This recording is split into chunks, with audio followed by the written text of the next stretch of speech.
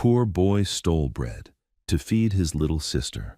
Bikers grabbed him, then changed his life. Overnight, Noah didn't run because he was brave. He ran because Mia's fingers were starting to feel cold in his hand, and that scared him more than any siren ever could. The bakery door hadn't even finished closing behind him when the bell screamed out a second time, too loud, too sharp, like it was calling him a thief by name. He clutched the warm loaf under his jacket, the paper already tearing at the corner from how hard he'd squeezed it, and he pushed into the street with his head down. "Hey, kid!" Noah didn't. Fiction, disclaimer, fictional biker story for entertainment only. No violence/vigilantism promoted. Mature audience, discretion advised. Didn't look back. Looking back made it real. His shoes slapped the wet pavement, water flicking up his shins. The air smelled like rain and exhaust and old frying oil from the diner across the road. He could hear the baker's footsteps heavy on the sidewalk, could hear the anger in that voice, but he could also hear Mia's tiny breathing behind him, short, shaky, like she was trying not to cough. He cut left between a laundromat and a pawn shop, the alley narrowing like a throat. The city always did that when you were scared. It swallowed you. Behind him, the shouting changed. It dropped, deepened, less panic, more warning. "Yo, stop!" That voice didn't belong to the baker. Noah's stomach sank. He knew that tone. He'd heard it from men who didn't care why you were running, men who just liked the feeling of someone smaller trying. The alley opened into a back lot, cracked asphalt littered with bottles and old cardboard, and parked there, like a wall, were motorcycles, big ones, dark paint, chrome catching the gray light, a whole row of them, engines off, but they looked alive anyway, like they could wake up and chase. Noah skidded to a stop. 3 men stood near the bikes, leather cuts, heavy boots, tattoos crawling up their necks and down their hands like ink had replaced veins. One of them flicked a cigarette away and stepped forward, blocking the only way out. Noah tried to pivot back. A hand slammed into his shoulder. He hit the side of a dumpster, metal booming, pain snapping through his arm. The loaf thumped against his ribs under the jacket.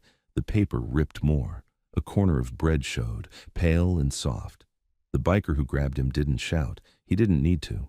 He leaned close, breath smelling like smoke and coffee, and Noah saw a scar that split his eyebrow like someone had tried to erase him once. "You stealing again?" the man said quietly. Noah swallowed. His throat felt like sand. "It's not," he started. The biker jerked him upright by the hoodie like Noah weighed nothing. "Don't talk yet," the biker said. "You run, you lie. That's the order." Another biker, broader, with a shaved head and a chain at his belt, stepped closer and looked Noah over like he was checking for weapons. 12, 13, the shaved-head biker muttered. "They're sending kids now." Noah's eyes snapped to him. "I'm not with anybody." The scar-brow biker smiled like that was funny. "Sure," he said, "and I'm a priest." Noah's heart hammered so hard it made his vision pulse. He tried to pull away, but the grip tightened, fingers digging into his skin through the fabric. "Where's the rest?" the shaved-head biker asked. Noah shook his head fast. "There is no rest." "Bull," the shaved-head biker said. He nodded toward the corner of the lot. "We've been watching this block all week. Every day something goes missing. Cash drawer hits, product hits, you sprinting out with bread like you own it. That's part of a pattern." Noah's mouth opened, and nothing came out at first. Because the truth sounded stupid. Because the truth sounded like an excuse people hated. Then, he forced it out anyway. "My sister hasn't eaten." The scar-brow biker's eyes didn't soften. If anything, they sharpened. "You got a sister," he said. "Where?" Noah froze. If he answered, they'd look. If they looked, they'd find her. And if they found her... His head turned before he could stop it, eyes flicking toward the narrow gap between stacked pallets and a broken fence panel. The shaved-head biker followed his gaze instantly. "Found her," he said, like he'd just won. Noah lunged, pure panic, but the grip held him. "MIA!" Noah shouted. A small shape flinched in the shadows. For a second, Mia stayed hidden. Then she stepped out, slowly, like she expected to be hit for being seen. Her hair was a mess, dark strands stuck to her forehead from the drizzle. She wore a thin pink jacket that was too small, sleeves stopping short of her wrists. Her knees were scraped through leggings that had gone gray from too many washes. She held a little plastic dinosaur in one hand. Its tail was missing. Her eyes went straight to Noah, wide and glassy. Noah. The Scarborough biker's grip loosened a fraction, just enough for Noah to turn his head and see her fully. That fraction felt like mercy, and it made Noah hate him more. The third biker, who hadn't spoken yet, stepped forward. He was older than the others. Not old, but older. His beard was neatly trimmed, and his leather cut sat heavy on him like armor he didn't always want to wear. A ring of keys hung from his belt, and when he moved, they clinked softly. His eyes went from Mia to the loaf outline under Noah's jacket, then back to Mia's face. "What's her name?" the older biker asked. Noah's voice cracked. "Mia." Mia swallowed, then lifted her chin like she was trying to be brave for him. I'm not a baby," she whispered, but it didn't sound like confidence. It sounded like hunger. The shaved-head biker cursed under his breath. "Jesus!" The Scarborough biker still didn't let go. "Kids can be props," he said. "Don't fall for it." Noah snapped, the fear turning into something hot. "She's not a prop. She's my sister. She's all I—" "Shut it," Scarborough biker said, and Noah stopped, not because he was scared of the words, but because Mia's shoulders had jolted like the sound slapped her. The older biker raised a hand, calm, but it carried weight. The Scarborough biker didn't fully relax, but he stepped back half a pace like he'd been reminded who decided things. The older biker looked at Noah. "You take bread from that shop?" Noah nodded once. He wouldn't lie about that. Lying made you weak, and weak got you separated. "Why not ask?" the older biker asked. Noah let out a bitter laugh that wasn't really a laugh. "Because asking doesn't work." The older biker's eyes stayed on him. "Where's your parents?" Noah's jaw tightened. "None." The shaved-head biker snorted like he didn't believe him. Noah forced himself to breathe. "It's just me." Mia took a step toward him, then stopped, eyes flicking to the men's boots like she was measuring how fast they could move. Noah shook his head at her, small. "Stay back." She squeezed her broken dinosaur. The older biker nodded slowly, like he was reading more than Noah's words, like he'd seen this shape of a story before. "Okay," he said. "Here's what's going to happen. You're going to give the bread back." Noah's stomach dropped. He started to protest, but the older biker raised a finger. "And then," he continued, voice steady, "you're going to tell me where you're staying. Not where you want to stay, where you actually sleep." Noah stared at him. "Why?" "Because you got a kid with you," the older biker said. "And right now, you're running like somebody's hunting you." Noah's eyes flicked toward the alley entrance. The baker's angry voice echoed somewhere closer now, bouncing off brick. The Scarborough biker leaned in again. "We can hand you to the cops," he murmured. "Then you can explain bread theft to them. They'll probably love your little sob story." Mia made a small sound, almost a whimper she tried to swallow. Noah's hands clenched into fists. His nails bit his palms. He wasn't afraid of jail for himself. He was afraid of what happened to Mia if he wasn't there to hold the line. He looked at the older biker again. "If I give it back, she doesn't eat." The older biker didn't blink. "If you don't give it back, you get arrested and she doesn't eat anyway." Noah hated that logic because it was true. The shaved-head biker shifted, eyes hard. "And if you're part of the crew that's been hitting the shops, then we're doing the neighborhood a favor." Noah shook his head. "I'm not." The older biker watched him for another beat. Then he did something that made Noah's breath catch. He stepped toward Mia, not fast, not looming. He crouched down so his eyes were level with hers. The leather creaked. Mia took a step back, but she didn't run. Her gaze stayed locked on his hands. "What's that you got?" the older biker asked, pointing lightly at the dinosaur. Mia hesitated. "Rex," he smiled faintly. "Rex looks like he's seen better days." Mia nodded once. He got hurt." The older biker glanced at Noah, then back at Mia. "You hurt?" he asked her gentle. Mia's mouth opened, then closed. Her eyes went watery, and she looked down at her shoes. Noah felt something in his chest twist. "She's fine," he snapped, too sharp. Mia flinched. Noah immediately regretted it, but he couldn't take it back. The older biker stood up slowly. His expression didn't change, but something in his eyes did, like a door closed quietly behind them. "Graves," the Scarborough biker said, like it was a warning. So that was his name. Graves. Graves looked at Noah. "Listen to me. I don't know you. I don't know your story.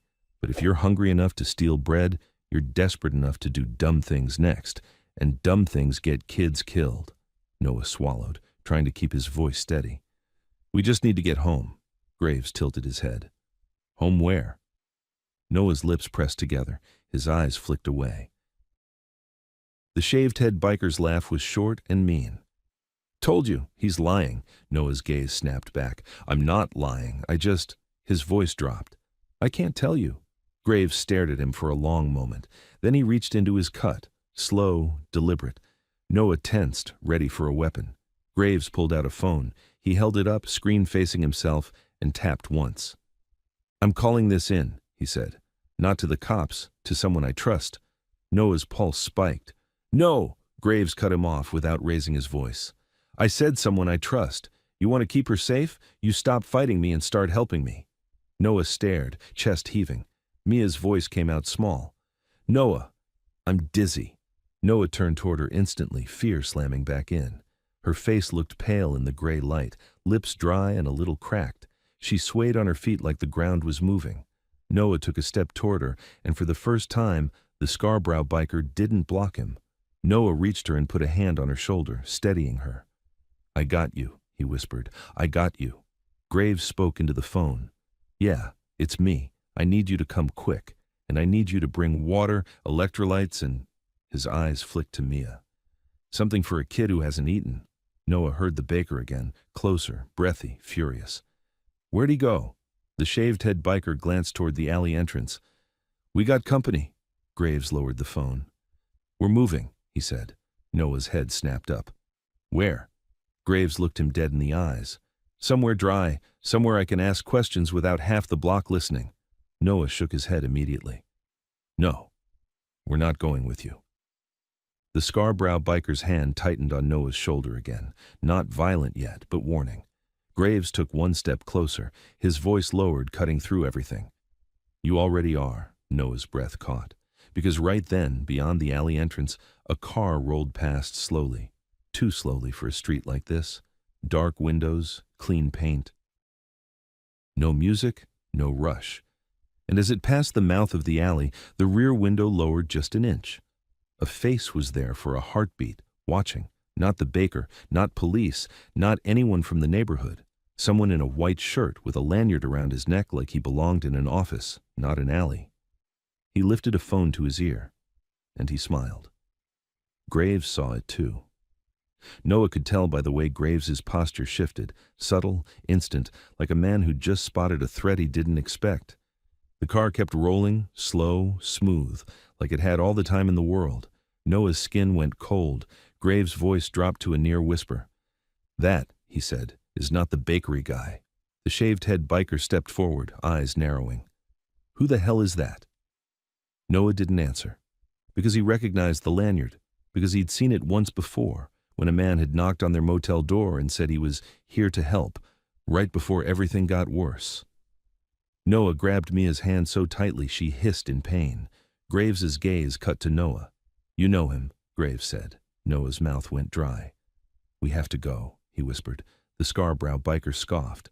Where? Noah's eyes locked on Graves. Anywhere. Now. Graves didn't hesitate. He pointed to the bikes. Load up. 2 of you take the kid. Careful. I'm taking the girl. Nobody gets separated. Mia's eyes widened in panic. Noah!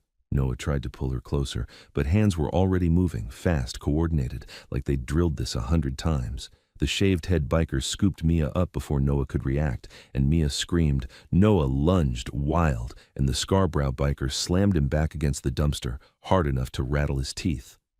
Stop fighting, Graves barked. Noah thrashed, eyes on Mia, heart tearing. Don't touch her! Don't!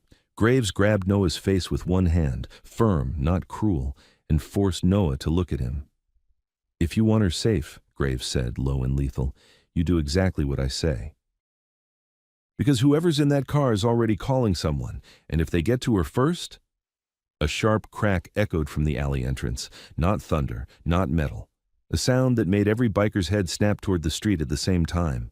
And then, from the mouth of the alley, a voice called out, calm, official, smiling. Hello? We're looking for 2 children, a boy and a little girl. Noah's blood turned to ice, because that voice didn't ask. It claimed. Graves' eyes hardened. "Get them on the bikes," he growled. "Now." Noah was shoved forward, stumbling, the loaf crushing under his jacket, paper ripping completely as he was dragged toward the motorcycles. Mia screamed his name again, over and over, as the official footsteps entered the alley. And Noah saw the glint of a bad-shaped clip on the man's belt as he stepped into view, still smiling, already reaching into his coat as if he was about to pull out paperwork that would make this all legal. And Graves swung his leg over the nearest bike and said, "Hold on," just as the man raised his hand and pointed straight at Mia and said, "There she is." And the first engine roared to life while Noah's fingers slipped around the warm, ruined bread and his stomach dropped because the man wasn't alone. Before we continue, tell us in the comments where you are watching this from. The bike beneath Noah jerked forward so hard his teeth clicked. Wind slapped his face, cold and wet, and his hands locked around the biker's waist like his fingers had their own survival instinct. Behind him, another engine howled, then another, the sound stacking into a rolling thunder that swallowed the alley's echoes. Noah twisted his head once, just once, because he couldn't stop himself. The official man stood at the alley mouth, half shadowed by brick, still wearing that calm smile like he'd practiced it in a mirror. But now the smile was thinning. His arm was out, pointing. Next to him, a second man stepped into view, and Noah's stomach fell through the pavement. Not a uniform, not a badge, a hoodie, a hard face, the kind of face that never looked surprised when it hurt someone. The second man didn't run after them. He just lifted a phone, recording, steady as a tripod. Graves's bike shot out of the lot first, rear tire spitting water. The others followed in a tight formation, not chaotic, organized. Noah felt it in the way they moved. These weren't guys who only knew how to look dangerous. They knew how to move through danger. The street opened up and the city turned into a blur of gray storefronts and red brake lights. Cars honked as the pack cut between lanes, engines snarling, the smell of gasoline and rain mixing into a sharp metallic taste in Noah's mouth. He tried to look for Mia. He couldn't see her. That was the worst part. His brain kept screaming that she was gone, that he'd lost her, that every second she wasn't in his sight was another second someone could take her. He leaned to the side, craning around the biker's shoulder. And there, 2 bikes back, Mia was wedged between the shaved-head biker and a taller guy with a dark bandana over his hair. The taller biker had one arm braced around her small body, the other on the handlebars, keeping her steady. Mia's face was pressed against leather, eyes squeezed shut, mouth open in a silent cry that the wind ripped away. Noah's chest tightened so hard, it hurt. "She's okay," the biker in front of him shouted over his shoulder, like he'd read Noah's panic. Scarbrow. The grip on the throttle was smooth, controlled, but his voice carried an edge. "Stop twisting around before you fall off." "I need her with me," Noah shouted back. Scarbrow didn't answer. He didn't need to. The bikes turned, hard, down a side street lined with dumpsters and boarded windows, then cut through a gap between 2 buildings into a service road Noah didn't even know existed. The city vanished for a moment, replaced by brick walls tight on both sides. Their engines echoed like gunfire in a tunnel. Then, Graves threw a hand signal, sharp, quick, and the pack split. 2 bikes peeled right, 2 peeled left. Noah's stomach lurched. "No!" he yelled, because he thought they were separating him from Mia. But the split wasn't random. It was a trick. Noah's bike dipped into a narrow lane that snaked behind a row of warehouses, while the other pair went wide, louder, drawing attention. A diversion. If anyone was watching, they'd chase the noise. Noah's head snapped back again. Over the rooftops, he saw a dark sedan turn the corner too smoothly, too deliberately, like it wasn't lost. It followed the louder bikes. Scarbrow's laugh came out harsh. "Yeah," he muttered, "follow that." Noah's bike slowed at a rusted gate, then slipped through as another biker shoved it open just enough. Inside was a fenced lot with a low building tucked back from the road, a garage, a club patch painted discreetly on the inside wall, not meant for outsiders. The gate clanged shut behind them. For the first time since the alley, the engines died. The sudden silence made Noah's ears ring. He slid off the bike too fast, boots hitting wet concrete, knees buckling for a second. He didn't even feel the pain in his legs. He spun, searching. "Mia!" he gasped.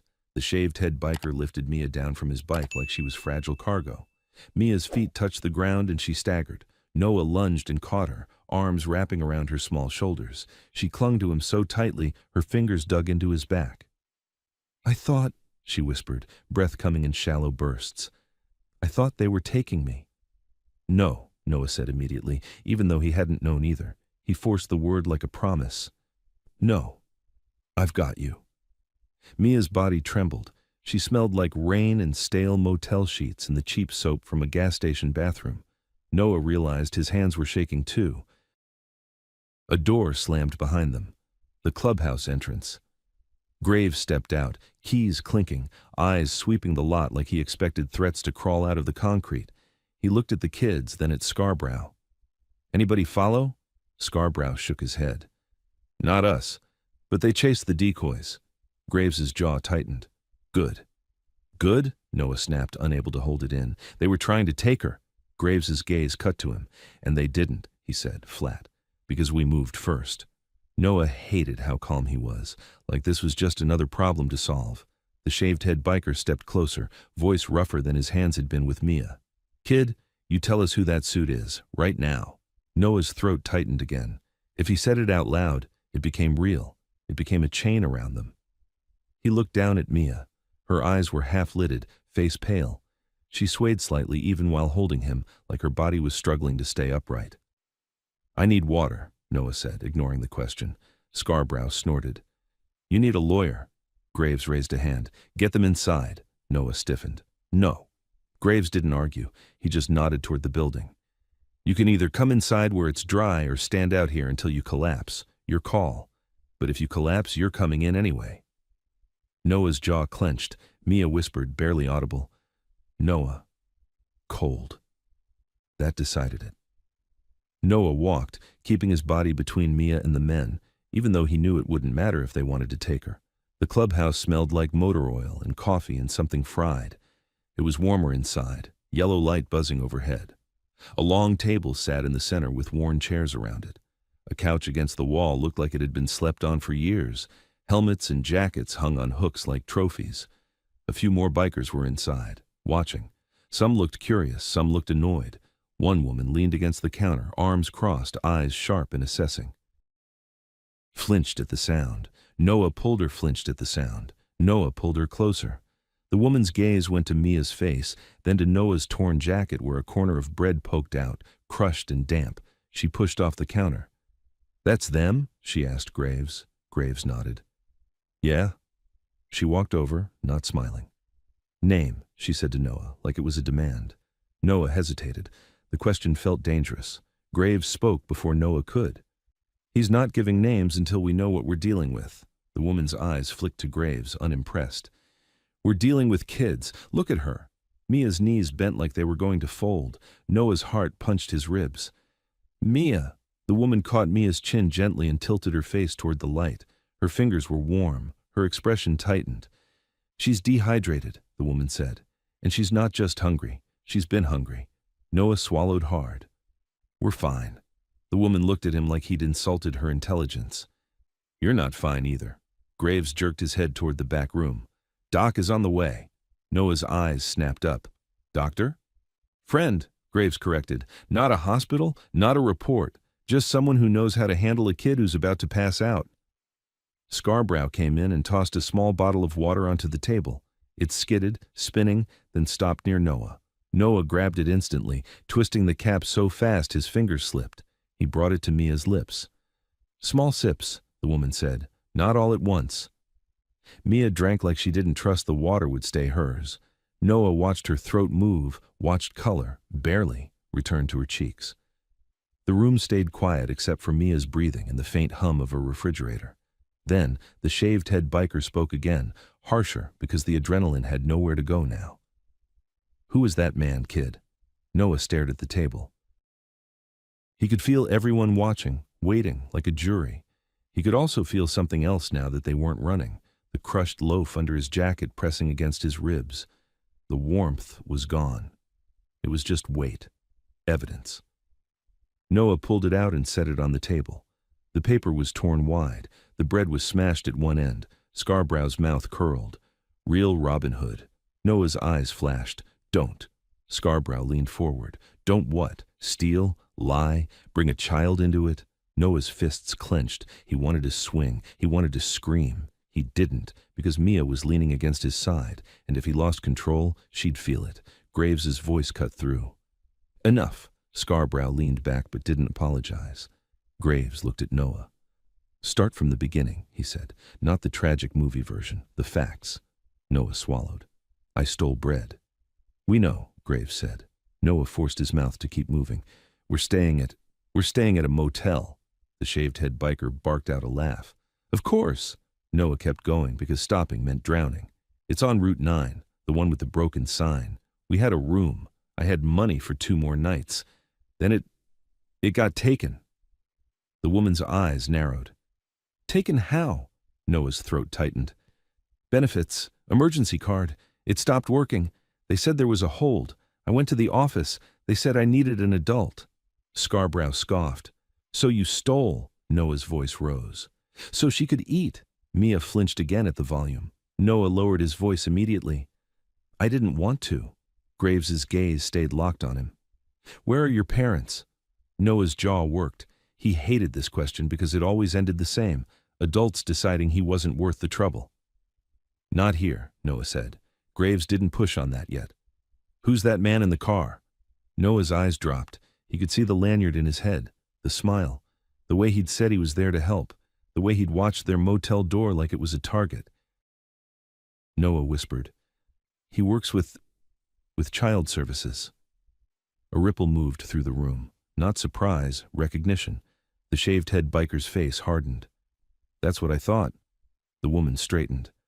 A social worker tried to snatch them in an alley. That's not child services. Noah's voice cracked. He's not real. Graves's eyes sharpened. Name. Noah hesitated. Graves leaned in slightly. If you don't say it, we guess. And if we guess wrong, you and your sister pay for it. Noah swallowed hard, then forced the word out like a splinter he couldn't keep in. Brent, he said. Brent Calder. The moment the name hit the air, Graves went still. Not shocked, not confused, still in a way that was worse, like a puzzle piece had just clicked into a picture he didn't want to see. Scarborough noticed it. You know him? He asked. Graves didn't answer right away. His eyes flicked toward the wall where a bulletin board held random flyers and notes and a printed photo of a man in a suit with a circled face. Noah followed Graves's gaze, and there, pinned crookedly under a thumbtack, was a grainy printout. A screenshot from a security camera, by the look of it.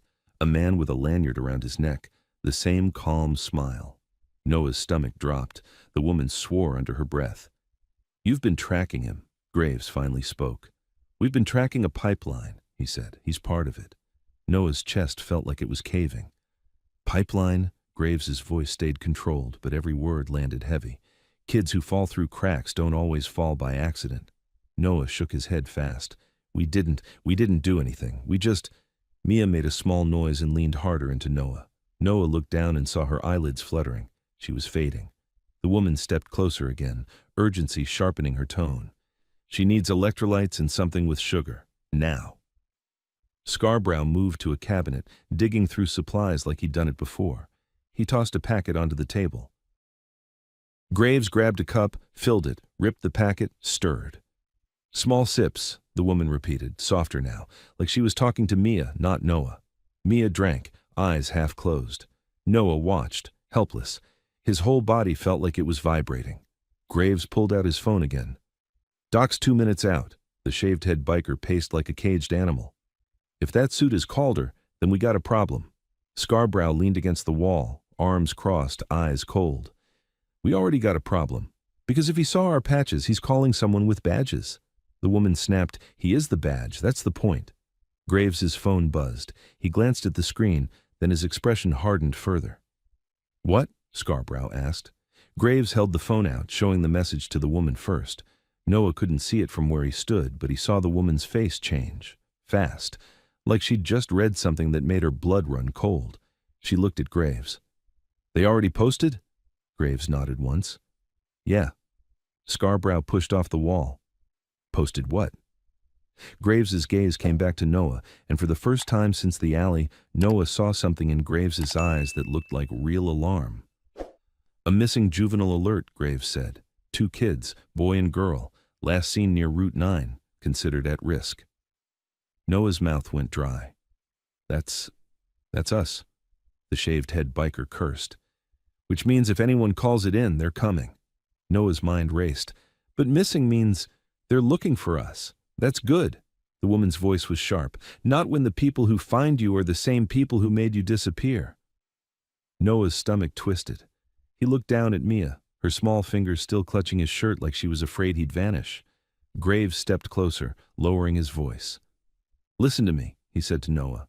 If that alert is out, cops can show up, real ones. And if cops show up and see you here, they're not going to ask why.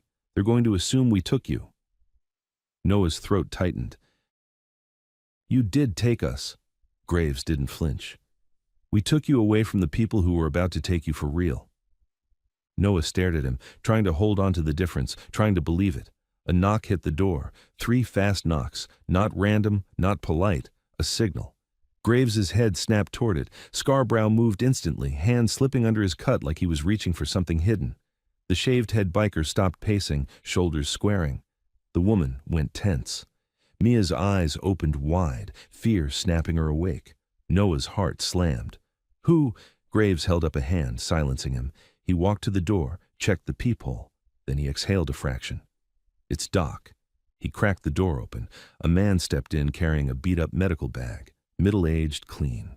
No uniform, no hospital logo, just practical clothes and tired eyes. But the way everyone shifted, relieved, respectful, said he mattered. His gaze went straight to Mia. That her? The woman nodded. Dehydration, malnutrition, maybe fever.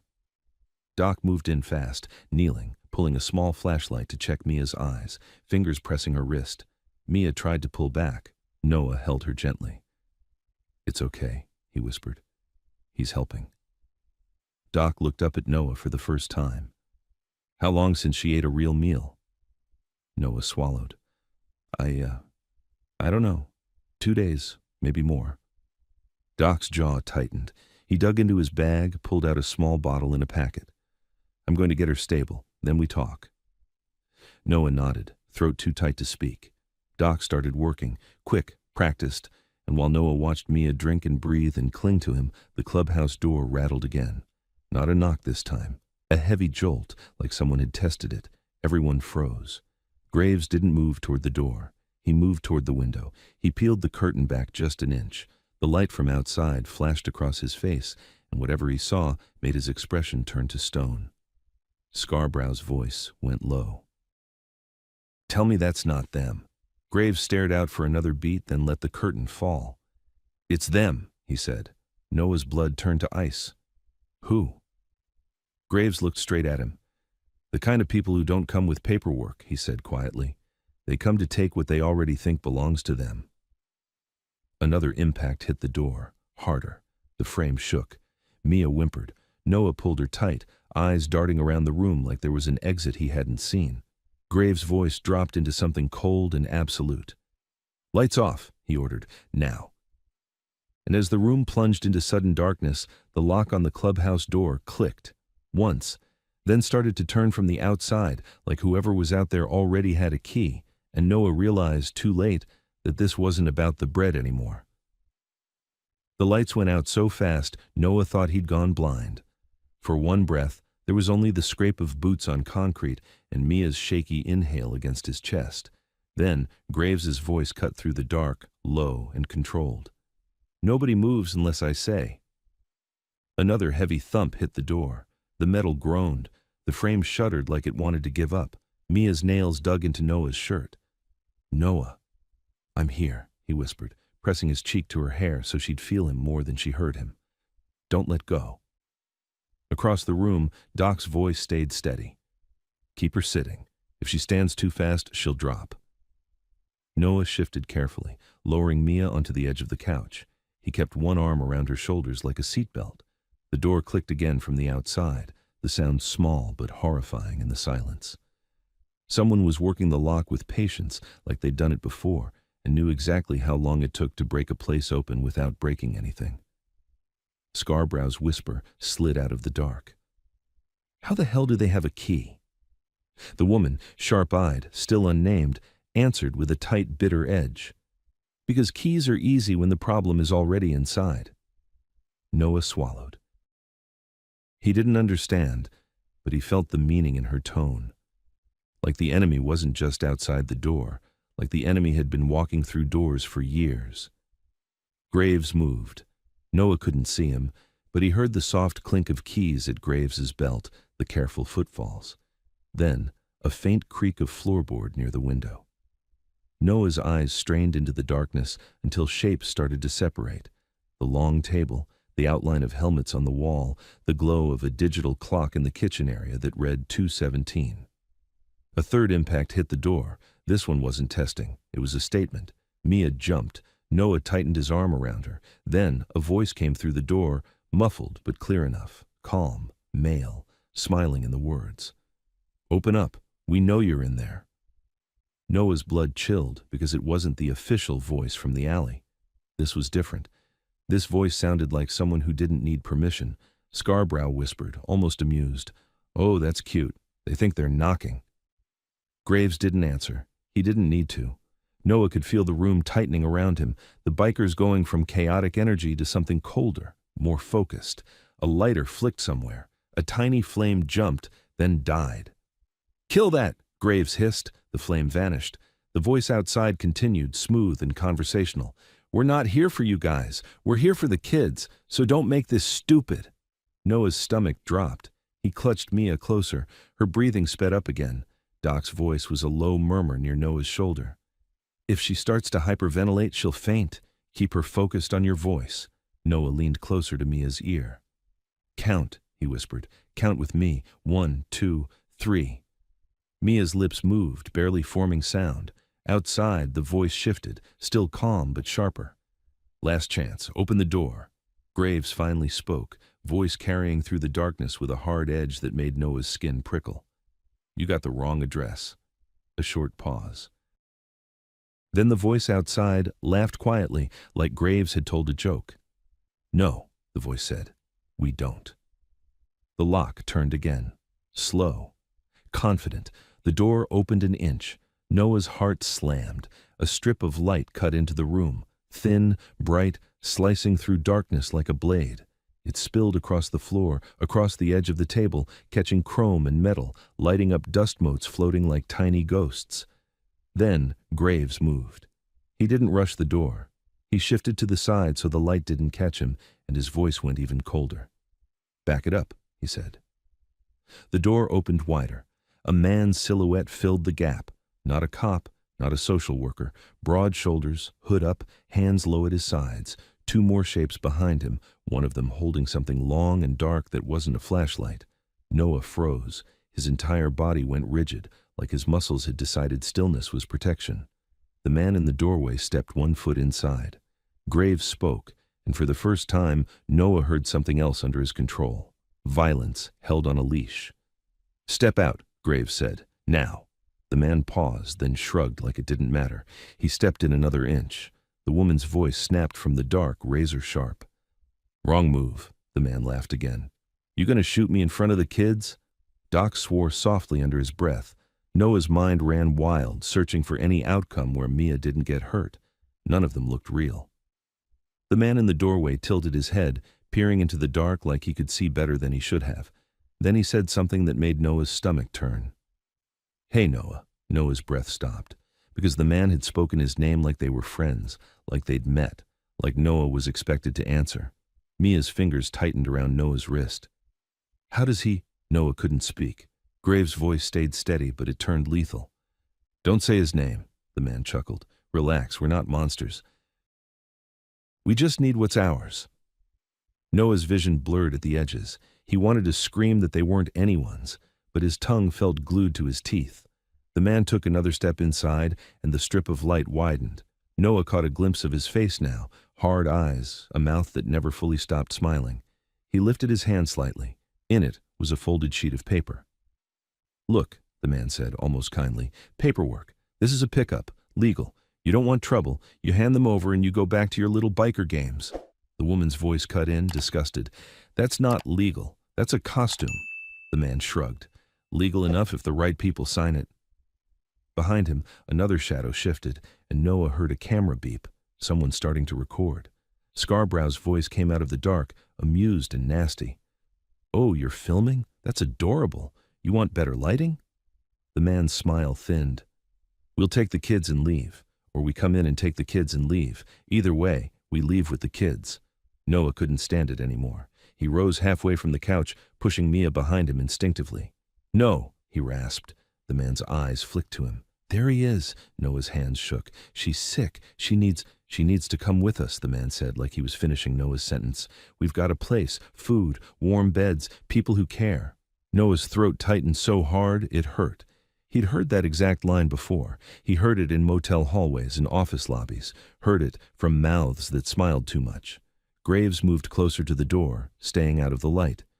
"You take one more step and we stop talking." The man sighed like he was disappointed. "You don't get it. This isn't your choice." Graves's voice didn't rise. It didn't need to. "It is tonight." The man's eyes narrowed. He took one more step. Graves didn't lunge. He simply reached out from the dark and slammed the door shut with brutal force. The man outside cursed, startled. The door shook from the impact, rattling the frame. Graves locked it fast, bolt, chain, everything, hands moving like he'd done it 100 times. Noah stood frozen, adrenaline spiking so high it made his ears buzz. The voice outside turned sharp, furious. "Open the damn door!" Graves didn't answer. Instead, he snapped an order into the dark. "Windows, now!" Bikers moved, silent shapes. Noah heard curtains shift, heard something heavy dragged across the floor. The woman's voice was tight near Noah. "Back room, with me." Noah shook his head hard. "I'm not leaving her." "You're not," she said. "You're moving, with her."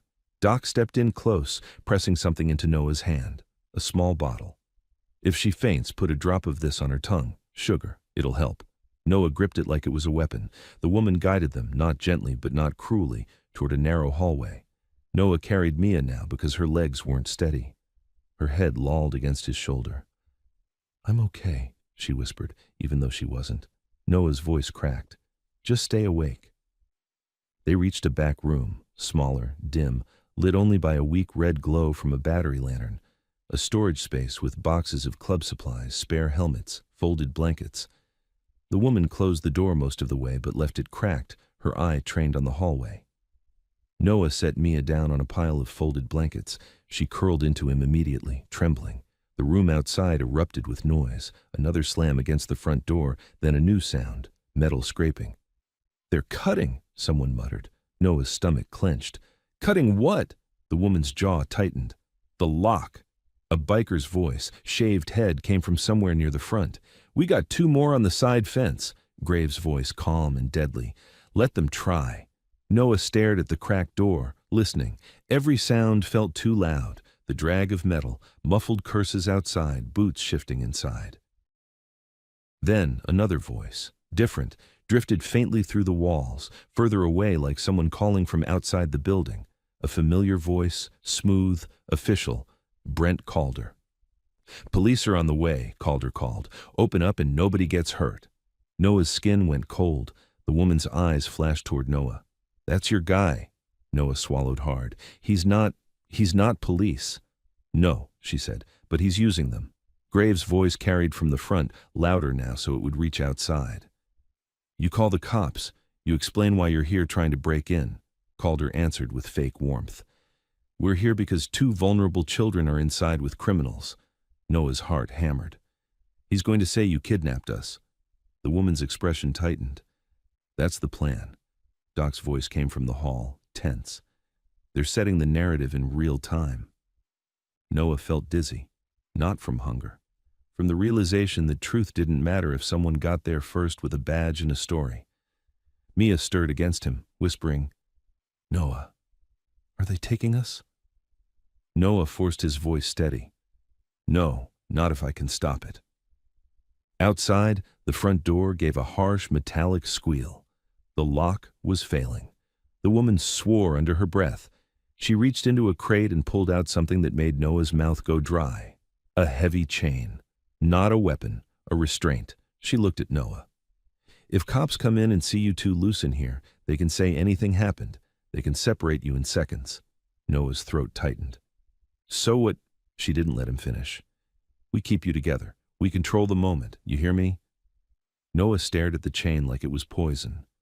You're going to chain us? Wrist to wrist, she said. Soft wrap first. It's not punishment. It's protection. Noah's stomach turned. Every survival instinct screamed not to let anyone bind him. Not ever. Then another impact hit the door, this time followed by splintering wood. Mia flinched hard. Noah! Noah's mind flashed to the alley, to hands grabbing, to Mia being lifted away, to Noah's arms empty. He looked down at her, pale and shaking, then back at the woman. Do it, he said, voice rough.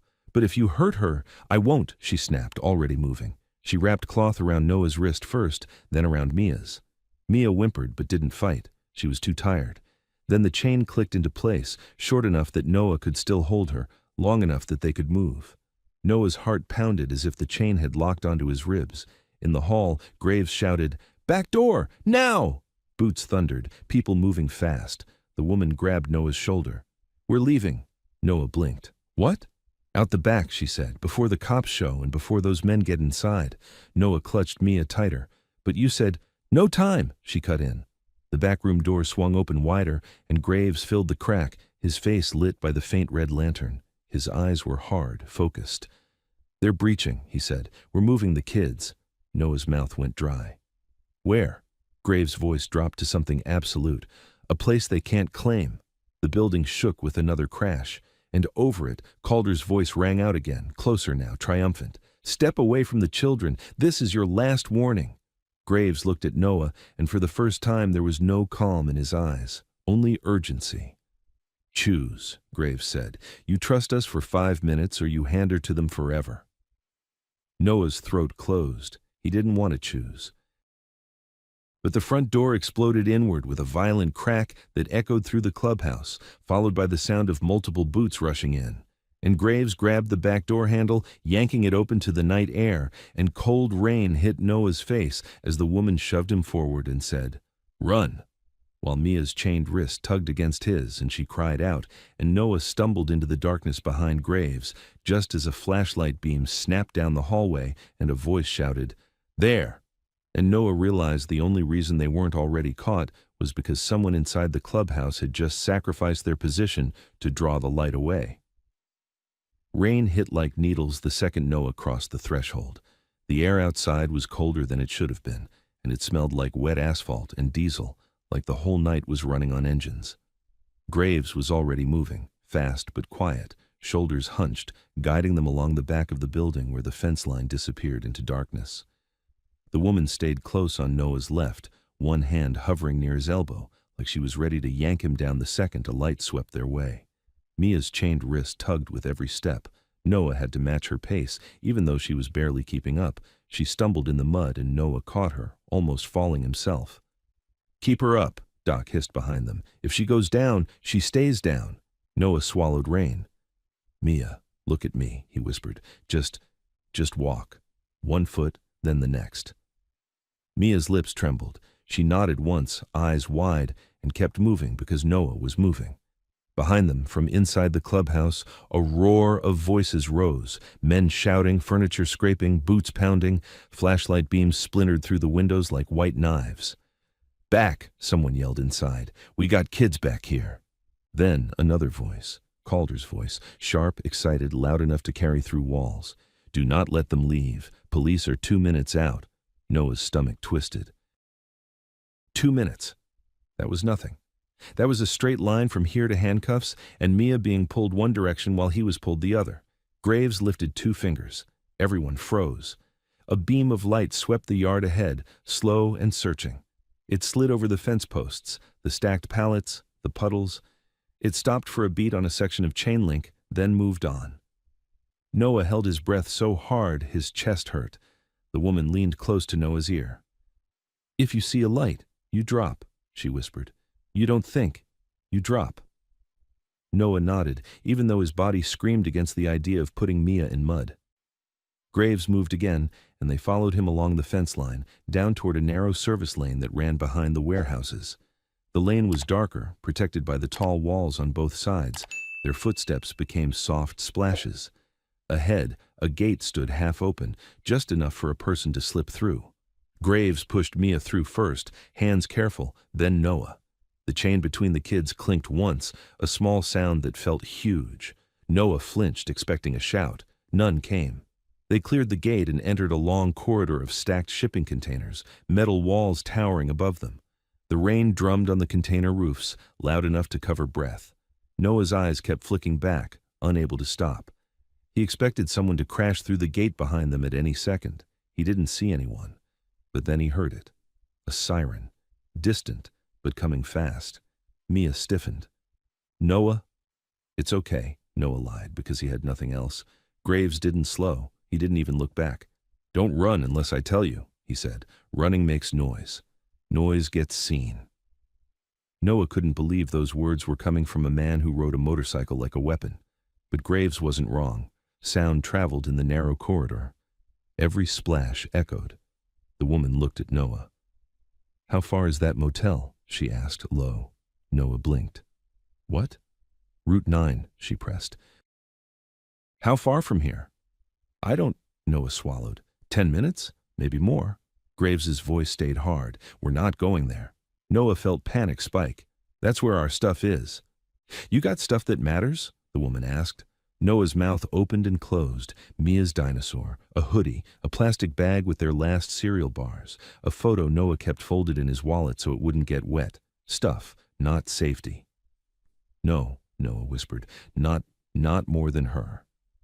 "Good," Graves said, like he'd needed to hear that. The siren grew louder, then split into two. More units. The sound bounced off the warehouse walls and made the night feel smaller. At the end of the container corridor, Graves raised a fist and everyone stopped again. He peered around the corner, then stepped back. "Blue and reds on the main street," he murmured. "They're closing the perimeter." Scarborough appeared in the dark behind them, breathing steady despite the run. "Calder's not stupid," he said. "He's feeding them a story." Graves's jaw tightened. He already did. A new sound cut through the rain. A loudspeaker, distant but clear enough to catch pieces. "Step outside with your hands visible." "We have reason to believe," Noah's throat closed. "They're talking to the clubhouse," the woman said. Doc's voice was tight. "If they search the building and realize the kids are gone, they'll spread." Mia swayed, eyes glassy. Noah tightened his grip around her shoulders. "Stay with me," he whispered. "Please." Graves motioned forward and they moved again, turning left into an open yard filled with broken-down vehicles and scrap piles. The rain made everything shine like oil. Halfway across the yard, a sudden engine started somewhere nearby. Headlights snapped on. Noah froze. The beam of light cut across the yard and swept toward them. "Down!" the woman hissed. Noah dropped instantly, yanking Mia with him. They hit the mud hard. Mia made a small cry, but Noah covered her mouth with his sleeve so the sound got swallowed. The headlights paused, aimed their direction. Noah's heart hammered so loud he was sure it could be heard. A vehicle rolled forward slowly, tires crunching on gravel, then stopped. A door opened, boots hit ground. A flashlight clicked on, separate from the headlights, sharper and more deliberate. Noah pressed Mia's face into his chest. Her breath was hot and fast against him. The flashlight beam skimmed over scrap metal, jumped across puddles, then slid closer. Closer. Noah's mind screamed to run, but the woman's hand was on his shoulder, holding him down with surprising strength. Her voice was a whisper in his ear, steady as a nail. "Don't move." The beam found a patch of mud a few feet away. It lingered. Then the person holding the light laughed, low, amused. Not a cop. Noah's stomach dropped. The beam moved away again, slow, almost playful, like whoever held it enjoyed the fear. A voice called out, calm and familiar. "Graves." Noah's blood iced over. Graves rose from behind a scrap pile as if he'd been waiting for the cue, posture controlled, face unreadable. Calder stepped into view from behind the headlights, white shirt under a clean jacket, lanyard hanging like a badge of respectability.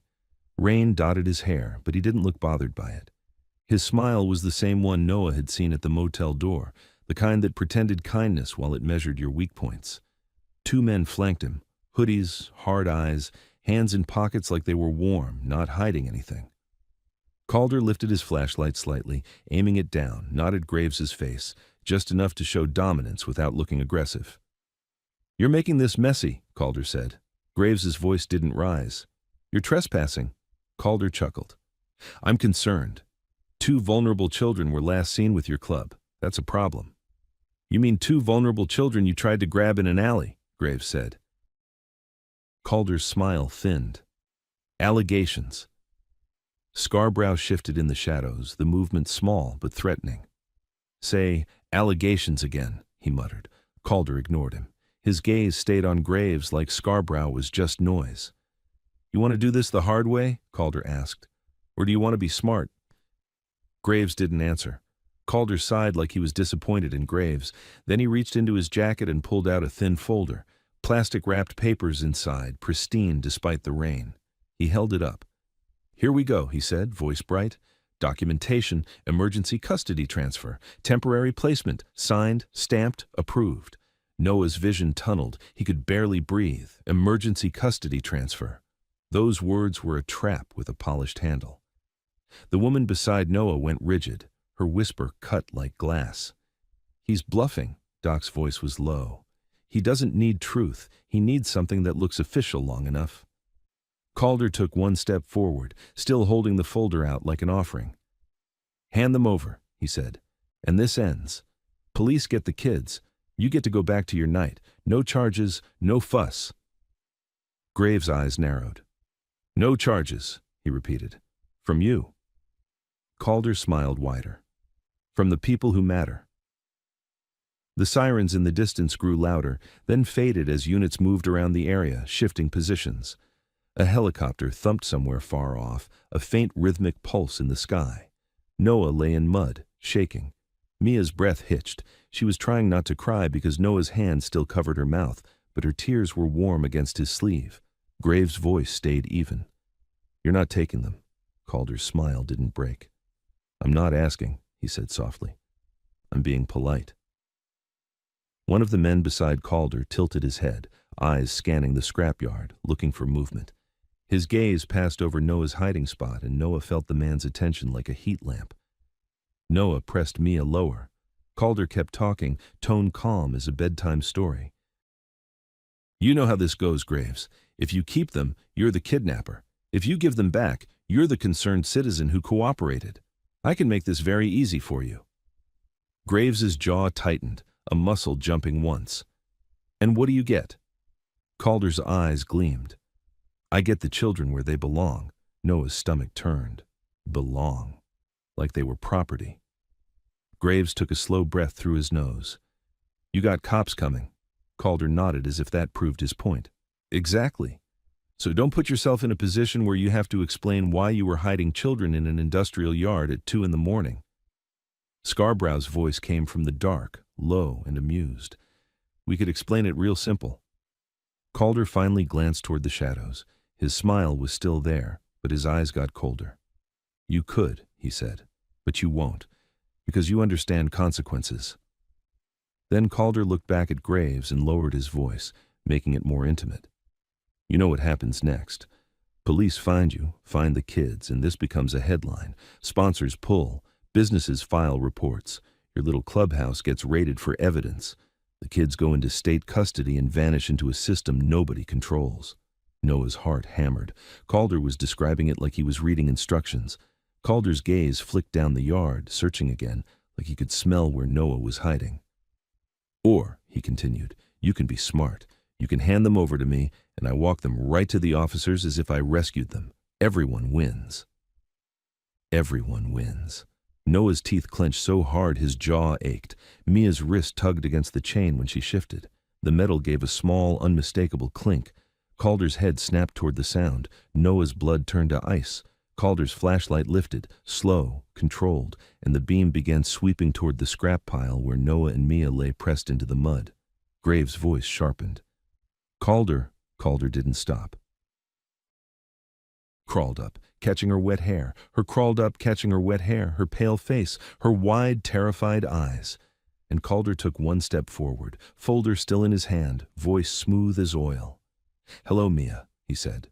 Noah's body surged up without permission, dragging Mia with him, chain taut, mud dripping off their clothes, and he planted himself between her and the light, staring straight into Calder's smile as Calder lifted the papers higher and said, "This is the part where you come with me."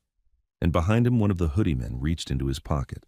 Noah stood up so fast his legs nearly slid out from under him. Mud sucked at his shoes like hands trying to pull him back down.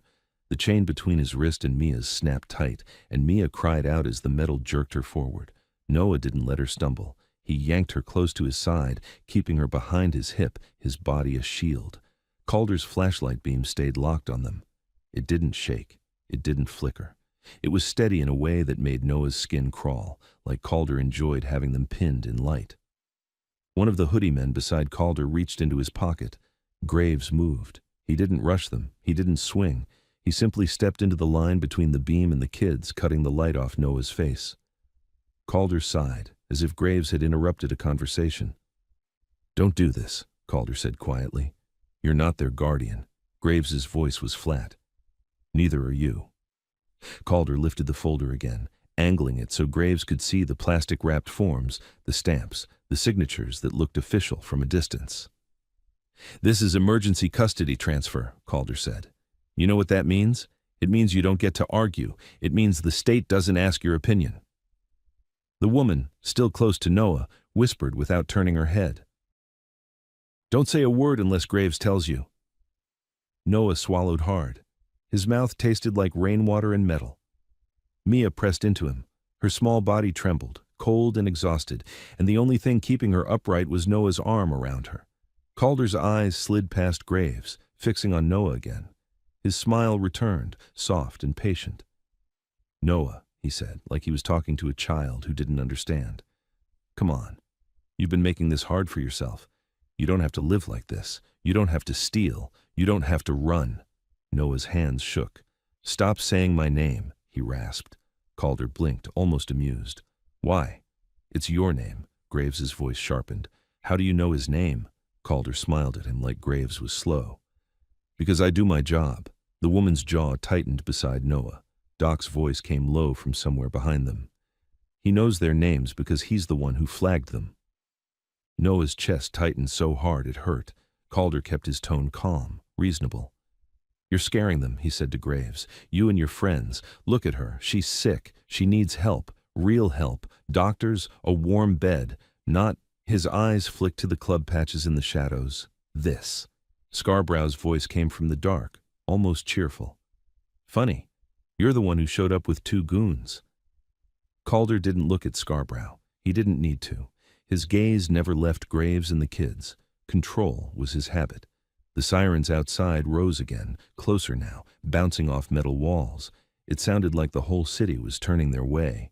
Calder lifted his chin slightly, listening like a conductor hearing his orchestra arrive. "They're closing in," he said softly. "This is your last chance to make a smart choice." Graves didn't move. "You call them?" Calder's smile widened. "I reported a missing child situation involving armed criminals. That's what any responsible professional would do." Noah's stomach dropped. Armed criminals. That was the story. That was the label. Once that label stuck, nothing else mattered. Mia made a small sound behind Noah, like she was trying not to cry again. Noah felt rage flare, hot and irrational and dangerous. He wanted to scream that Calder was lying. He wanted to lunge at him, rip that folder out of his hands, tear it into wet pieces. But he couldn't. Not with Mia chained to him, not with men in hoodies close enough to grab her. Graves spoke again, voice calm but edged. "If you're legit, you won't mind waiting for the cops to verify your paperwork." Calder's smile thinned just a fraction. "Verification takes time. Time they don't have." Graves's eyes narrowed. "They." Calder flicked his gaze toward Noah and Mia as if it was obvious. "Children," he said. "They're fragile. They need stability. They need adults who can provide it."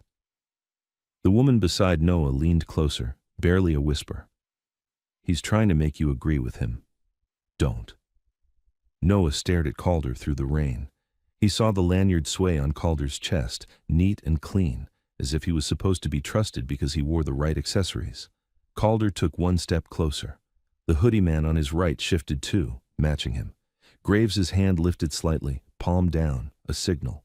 In the shadows behind Noah, engines whispered to life, not roaring, not revving, just the low purr of bikes turning on like predators waking up. Calder heard it, his eyes flicked, calculating. "You're going to run with them?" he asked Noah, as if he was disappointed. "That's your plan?" Noah's voice shook.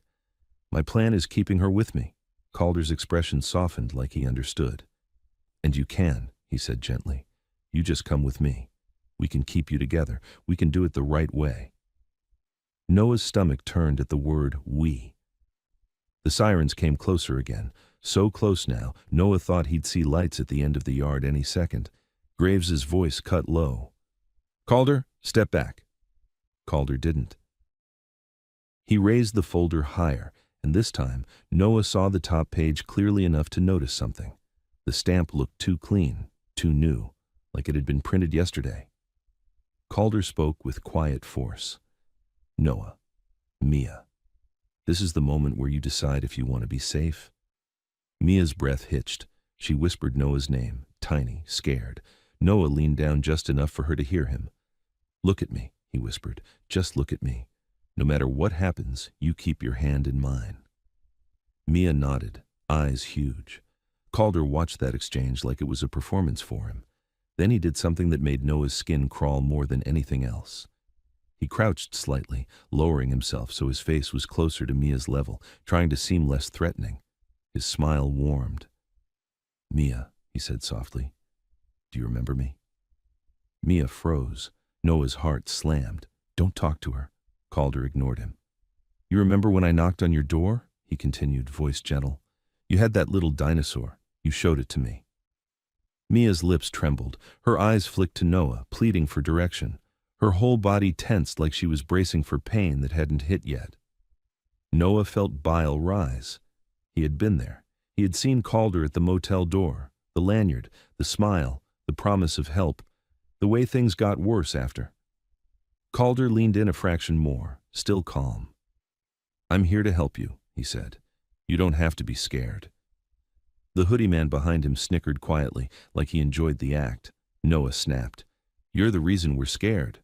Calder straightened, face smoothing back into professionalism. "That's not true."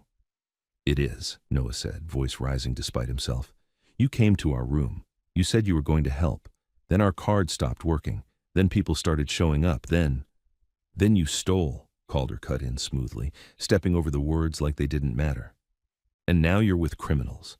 That's all anyone needs to know." Noah's throat closed. He felt the trap tightening. Every time he tried to explain, Calder turned it into a confession. Graves' voice dropped into iron. "Back away from the kids." Calder's gaze hardened. "Or what?" Graves didn't answer. He didn't have to, because at that moment, from the far end of the scrap yard, red and blue lights flashed across wet metal. Not close enough to be right here, but close enough to paint the world in warning colors. A loudspeaker crackled, distant but clear. "Police! Show me your hands!" Calder's face lit with satisfaction. He didn't look toward the lights. He looked at Graves like this was checkmate. "You hear that?" Calder said quietly. "That's reality. That's the world you don't control." Then he turned his head slightly and called out, loud enough to carry. "Officer, over here! I have the children!" Noah's blood turned to ice. He hadn't even touched them. He didn't need to. He was claiming them. Graves' head snapped toward the lights, then back to Calder. "You just signed your own confession," Graves said. Calder smiled. "No," he said, "I just wrote the headline." The hoodie man behind Calder moved, fast. His hand came out of his pocket holding something small and dark. Not a gun, a set of zip ties. He lunged toward Mia's wrist. Noah reacted on instinct. He shoved Mia behind him and swung his free arm hard. His fist connected with the hoodie man's jaw with a wet, brutal thud. Pain shot up Noah's arm, but the hoodie man stumbled back, swearing. Calder's smile vanished. For the first time, his voice snapped, sharp and ugly. "Grab them!" Everything exploded at once. Graves surged forward, fast as a thrown blade, slamming into the second hoodie man. Scarborough came out of the shadows like a wrecking ball, grabbing the zip-tie guy by the collar and yanking him sideways into a scrap pile with a crash of metal. The woman grabbed Noah's shoulder and shoved him backward. "Move!" Noah didn't think. He yanked Mia with him, chain clinking, mud splashing as they stumbled toward the container corridor. Mia cried out, half sob, half gasp. "Noah! I've got you!" Noah panted, dragging her, supporting her weight as she almost collapsed. Behind them, Calder shouted something furious, then a whistle, sharp, coded. More footsteps answered from somewhere in the yard. More men. Graves' voice roared, the calm gone now. "Go! Go!" Engines flared to life, loud now, covering the chaos. A biker bike slid into position near the corridor entrance, headlight off, just the dark silhouette of a machine waiting. The woman grabbed Noah's wrist and hauled him toward it. "Up!" Noah stared. "Mia can't." "She can!" she snapped. She lifted Mia first, boosting her onto the back seat behind the rider. Mia clung automatically, arms weak but desperate. Then the woman grabbed Noah and shoved him up behind Mia, forcing Noah's arms around her. The chain between their wrists stretched across their bodies, awkward but holding them together. Noah's face pressed against Mia's wet hair. The rider, another biker Noah didn't know, shouted over his shoulder, "Hold tight or you die!" Noah's mouth went dry. "What about Graves?" The woman's eyes flashed. "He'll follow." Behind them, red and blue lights intensified at the edge of the yard. A police cruiser's spotlight cut across the scrap piles, searching, washing the world in white. It swept toward them. The rider kicked the bike forward. The rear tire spun, flinging mud, and the bike shot into the container corridor like a bullet. Noah held Mia tighter, the world narrowing to metal walls and rain, and the scream of the engine. The spotlight chased them, sliding along the containers, trying to catch their shape between gaps. They hit the end of the corridor and burst out onto the service lane, straight into the path of another cruiser turning in from the main street. The cruiser's headlights snapped onto them, blinding. The loudspeaker barked, immediate now. "Stop! Get off the motorcycle!" The rider didn't slow. Noah's heart slammed so hard he thought it would rupture. He lowered his head, shielding Mia with his body as the bike swerved, tires slipping on wet pavement. The cruiser surged forward, engine roaring, closing distance. "Noah!" Mia screamed. Noah squeezed her. "Don't let go!" The rider whipped the bike left into a narrower alley, too tight for the cruiser to follow cleanly. The cruiser's tires screeched, scraping the corner, but it still came after them. Noah's mind screamed that this was insane, that they were going to crash, that Mia was going to fly. Then, the alley opened into a street lined with parked cars, and at the far end, blocking the exit like a wall, stood another cruiser. 2 officers outside it, guns drawn. Noah's blood turned to ice. The rider braked hard. The bike fishtailed. The officer shouted, "On the ground! Now!" Mia sobbed against Noah's chest. Noah's hands tightened around her, chain pulling their wrists together painfully. The rider's voice went tight. "Hold!" Noah didn't understand what he meant until he saw it. A third vehicle rolled into the mouth of the street behind them. Not a cruiser, a dark sedan. Clean paint, dark windows, Calder's car. The window lowered slightly, and Calder's voice carried out into the rain, smug and clear. "Officer," he called, "that's them. The biker kidnapped the children. The boy assaulted my employee." Noah's stomach dropped, because the officer nearest the cruiser didn't look confused. He looked ready. He looked like he'd already decided. Noah heard Graves's bike somewhere behind, closing fast, too far to help yet, and the officer stepped forward, finger tightening on the trigger, and Noah realized the next second would decide whether Mia stayed with him or disappeared forever as the rider whispered, "If I gun it, you don't scream." And Noah opened his mouth to say he couldn't, but the cruiser's spotlight flared brighter, locking onto Mia's face, and the officer barked, "Let the girl go!" As the dark sedan behind them idled like a predator waiting for the door to open, and Calder's smile appeared in the crack of the window again, and Mia's fingers slipped for a split second on Noah's jacket. And Noah felt the chain jerk as if someone had just grabbed her wrist from the side. The chain jerked hard enough to rip a gasp out of Mia. Noah's whole body snapped toward her wrist on instinct, and for a split second, he saw it, clear as a photograph in the cruiser's white beam, a hand reaching in from the side. Not an officer's hand. A gloved hand, dark, fast, coming from behind the nearest parked car where a shadow had been waiting. Noah didn't think. He yanked Mia backward with everything he had, dragging her tight against his chest. The chain bit into both their wrists. Mia cried out, the sound raw and terrified. "Let the girl go!" The officer shouted again, stepping forward, gun still aimed, voice full of certainty like he'd already decided who the villain was. The rider under them, silent up to now, muttered, "They planted a grabber." Noah barely heard him over his own pulse. The gloved hand didn't retreat. It tightened, trying to peel Mia away by force. Whoever it was stayed low, hidden behind the car's hood line, using the parked vehicle like cover. Noah leaned down, clamping his forearm over Mia's trapped wrist, pinning it to keep it from being pulled outward. "Noah!" Mia sobbed, face buried in his jacket. "I've got you!" Noah shouted, voice cracking. The officer saw the struggle and interpreted it exactly how Calder wanted him to. "He's hurting her!" the officer barked. "No!" Noah screamed back, but his voice meant nothing against a gun and a story. The rider lifted his left foot, steadying the bike. His right hand tightened on the throttle. "Do not scream," he repeated, voice flat, serious. "Whatever happens next, you keep your body locked to her. You hear me?" Noah didn't answer. He couldn't. He was fighting the invisible hand trying to steal Mia in front of everyone. Behind them, the dark sedan's window stayed cracked. Calder's face hovered in it like a smug ghost, mouth moving as he spoke to someone Noah couldn't see. "Do it," Calder said, quiet but confident. "Take her." The gloved hand pulled again, harder. Mia's shoulder slid an inch out from under Noah's arm. Noah felt his chest explode with panic. He grabbed Mia's jacket with his free hand and ripped her back. The fabric tore slightly at the seam. Mia screamed. The officer flinched, misreading it, his gun lifted higher. "On the ground! Now! Drop the kid!" The rider's head turned a fraction, eyes scanning, calculating the space between the cruisers, the parked cars, the men, the angles.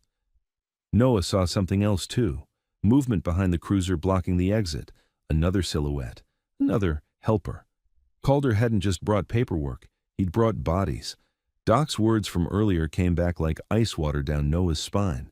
He doesn't need truth. He needs something that looks official long enough. Now, Noah understood what long enough meant. Long enough to take Mia, long enough to separate them, long enough that it didn't matter what Noah said after. The gloved hand made one more brutal pull. Noah snapped. He drove his elbow sideways into the space where the hand was, aiming blind, putting all his weight behind it. A wet thud, a grunt of pain. The grip loosened. Noah yanked Mia fully back against him, wrapping both arms around her so tight she wheezed. At the same instant, the officer saw Noah's elbow move and shouted, "He's attacking! Stop!" The gun dipped, then steadied again, finger tightening, and the rider chose. He twisted the throttle. The bike screamed forward. Noah's stomach dropped. The sudden acceleration slammed them back. Mia clung to Noah with everything she had, chain rattling as their wrists jerked. The officer shouted something and stepped sideways, trying to get a clear line. Noah ducked instinctively, folding his body over Mia like armor. The bike shot toward the gap between the officer and the cruiser's front bumper, impossibly tight, like threading a needle at 40 miles an hour. The officer jerked back. A second officer near the cruiser raised his gun too. Noah heard the first shot as a crack that tore through the rain, not a warning, not into the air. Close. The bike wobbled, just a twitch, then surged on. The rider swerved sharply, clipping a parked car's side mirror. Glass exploded. The mirror folded in with a screech. Sparks flashed off metal. Noah felt Mia jolt and screamed without sound, pressing her face into his chest. They burst past the blockade and into the open street beyond. Behind them, another shot cracked, then a third. The sound chased them down the wet road like snapping whips. The rider leaned the bike hard into a turn. Noah felt gravity yank his body sideways. For one horrifying second, he thought they were going down. They didn't. They shot into a narrow side street, then another, then under an overpass where the rain turned into a roar on concrete overhead and the city lights disappeared. The rider didn't slow until they were deep in a maze of industrial roads. Only then did he ease off the throttle.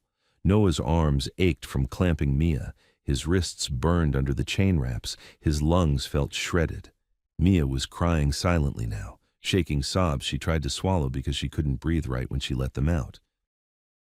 Noah kissed the top of her wet hair, over and over, like it could glue her back together. "We're okay," he whispered, even though his voice sounded like a lie. "We're okay." The bike finally stopped behind a row of dumpsters beside a dark loading dock. The rider killed the engine. Silence slammed down, thick and ringing. Noah lifted his head, listening for sirens. Nothing close. Yet. The rider turned slightly. In the dim light from a distant street lamp, Noah saw his face. Younger than Graves, but eyes older than they should have been. "You still got her?" the rider asked. Noah nodded hard. "Yeah." Mia made a small sound. "Noah, my wrist." Noah looked down and saw the red mark where the chain wrap had pulled. His stomach clenched. He shifted carefully, easing her onto the ground, keeping their wrists together. The rider reached into his jacket and pulled out a small tool, bolt cutters, compact. He clipped the chain fast. Noah stiffened, panic rising. The rider stopped immediately. "Not separating you," he said, "just loosening it so she doesn't lose circulation." He adjusted the cloth wraps instead, re-securing them looser, then clipped the chain back so it hung slack with room. Noah breathed again. Mia leaned into Noah, exhausted. The rider lifted his head sharply.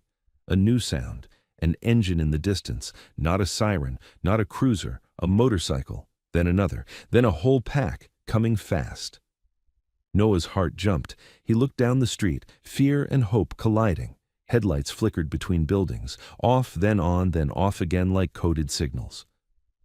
A moment later, Graves rolled into view at the front of the pack, his bike sliding to a stop with control that looked effortless even in wet grime. Scarborough pulled up beside him. The woman and Doc arrived seconds after. Graves swung off his bike and crossed the space in 3 strides, eyes going straight to Mia, then to Noah's wrists. "You bleeding?" he asked. Noah shook his head, breath ragged. "They tried to grab her. Right there, while the cops were aiming at us." Graves's jaw tightened, anger flashing behind control. "I know." Noah stared. "You know?" Doc stepped up, scanning Mia's face. "She's crashing," he murmured. "We need to get her warm now." The woman pressed a hand to Mia's cheek. "She's freezing." Mia's lips trembled. "Noah, I'm tired." Noah's throat tightened. "Don't sleep," he whispered automatically. Doc shook his head. "She can sleep if she's warm and stable. Right now she's not." Graves looked down the street, listening. "We can't stay." Scarborough spat to the side, furious. Calder played it perfect. Cops saw kids on a bike, heard kidnapping, and they didn't ask questions. Noah's voice cracked. "But why did they believe him?" The woman's eyes hardened. "Because he's clean, and we're not." Noah stared at Graves. "So what now?" Graves didn't answer right away. He looked at Noah like he was measuring something, like he was deciding whether Noah was ready to hear the next part. Then he spoke, low and direct. "Now you tell me everything," Graves said. "Every address, every name, every time that man showed up near you, every office you walked into, every form you signed, no skipping, no protecting anyone." Noah swallowed hard. "I don't know much." "Yes, you do," Graves said. "You just don't realize what matters yet." A distant siren wailed, faint, far away, but it was moving, searching. Graves pointed toward the bikes. "We're relocating. Somewhere they can't surround in 5 minutes." Noah tightened his grip around Mia. "Where?" Graves's eyes stayed on him. "Our old garage on the river," he said. "No address on record, no neighbors, no cameras we didn't install." The woman added, "And once she's warm, we start pulling threads." Noah frowned. "Threads?" Doc glanced at Graves. He should know the truth. Graves nodded once. His voice went even lower. "Calder's not a social worker," Graves said. "He's a handler." Noah's skin prickled. "Handler for what?" Graves looked at Noah as the siren sound grew a little closer. "Kids," he said. Noah's stomach dropped. Mia whispered, barely audible, "Noah, I want food." Noah's throat tightened. He looked at Graves, desperate. Graves stepped forward and, without asking, took off his leather cut and draped it around Mia like a blanket. Mia's eyes widened at the heavy warmth. She clutched it instinctively.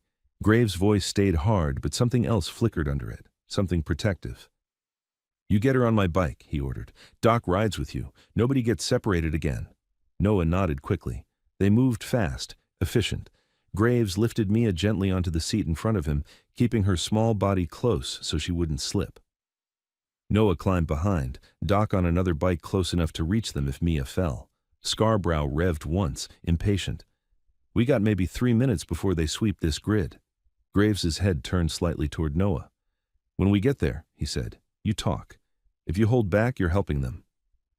Noah swallowed. "Okay." Graves kicked his bike to life. The engine's vibration traveled straight into Noah's bones.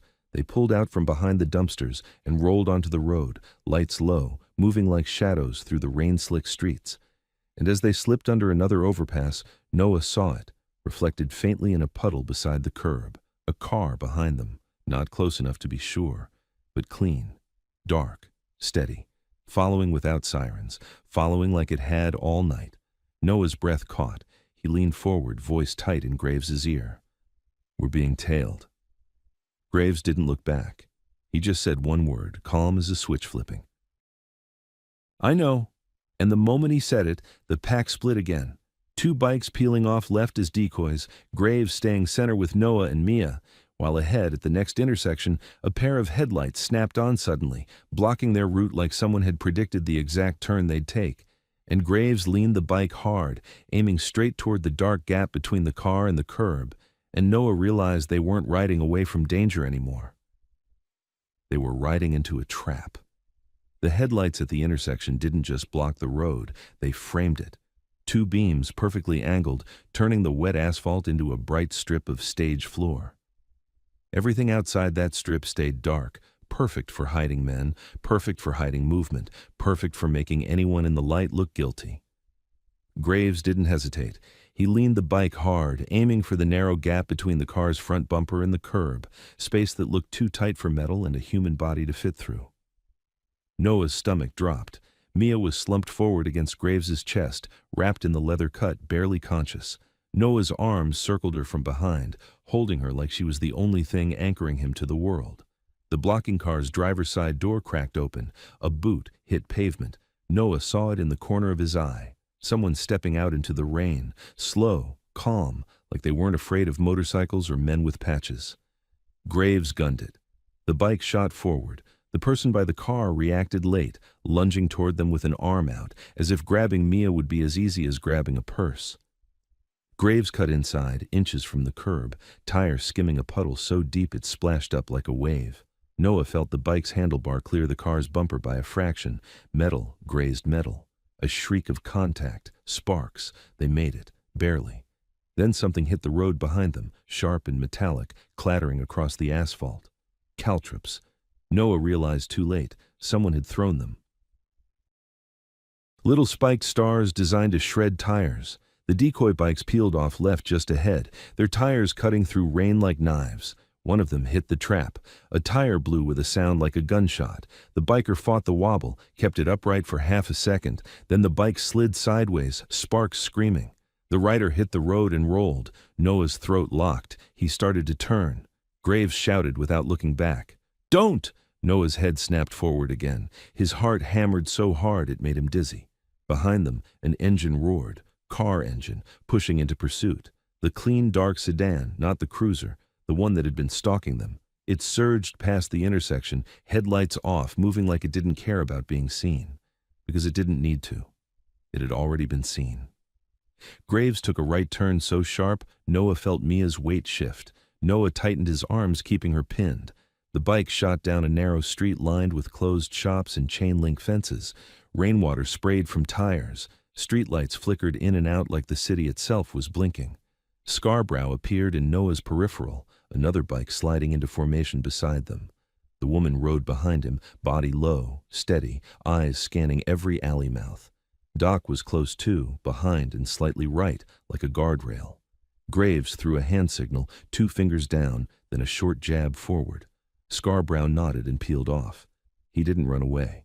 He moved to intercept. He angled his bike toward a side street, disappearing into darkness like a blade sliding under a door. Noah didn't understand until he heard it. Another engine ahead.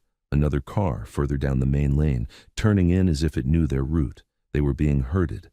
Graves wasn't riding away from danger. He was threading through it, choosing which danger to touch.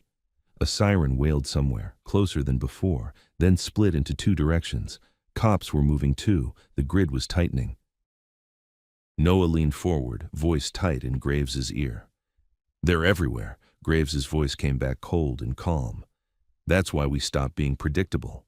He took the next left into a service entrance, up onto a loading ramp slick with rain. The bike climbed, tires struggling for grip. Noah thought they were going into a dead end. Then Graves cut between two warehouses and dropped down a steep concrete slope into a drainage channel. Wide, shallow, filled with runoff water and trash. The bike hit the bottom with a jolt that rattled Noah's bones. Mia whimpered. Noah tightened his hold. "It's okay," he whispered against her hair, even though he didn't know if she heard him.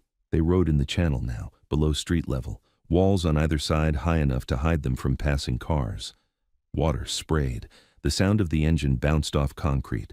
Above them, headlights swept across bridges, searching. Tires hissed on wet roads. Voices shouted in the distance, echoing. Graves kept moving, following the channel like it was a map only he could read. Then he slowed. Noah's heart seized, expecting a stop. But it wasn't a stop. It was a check.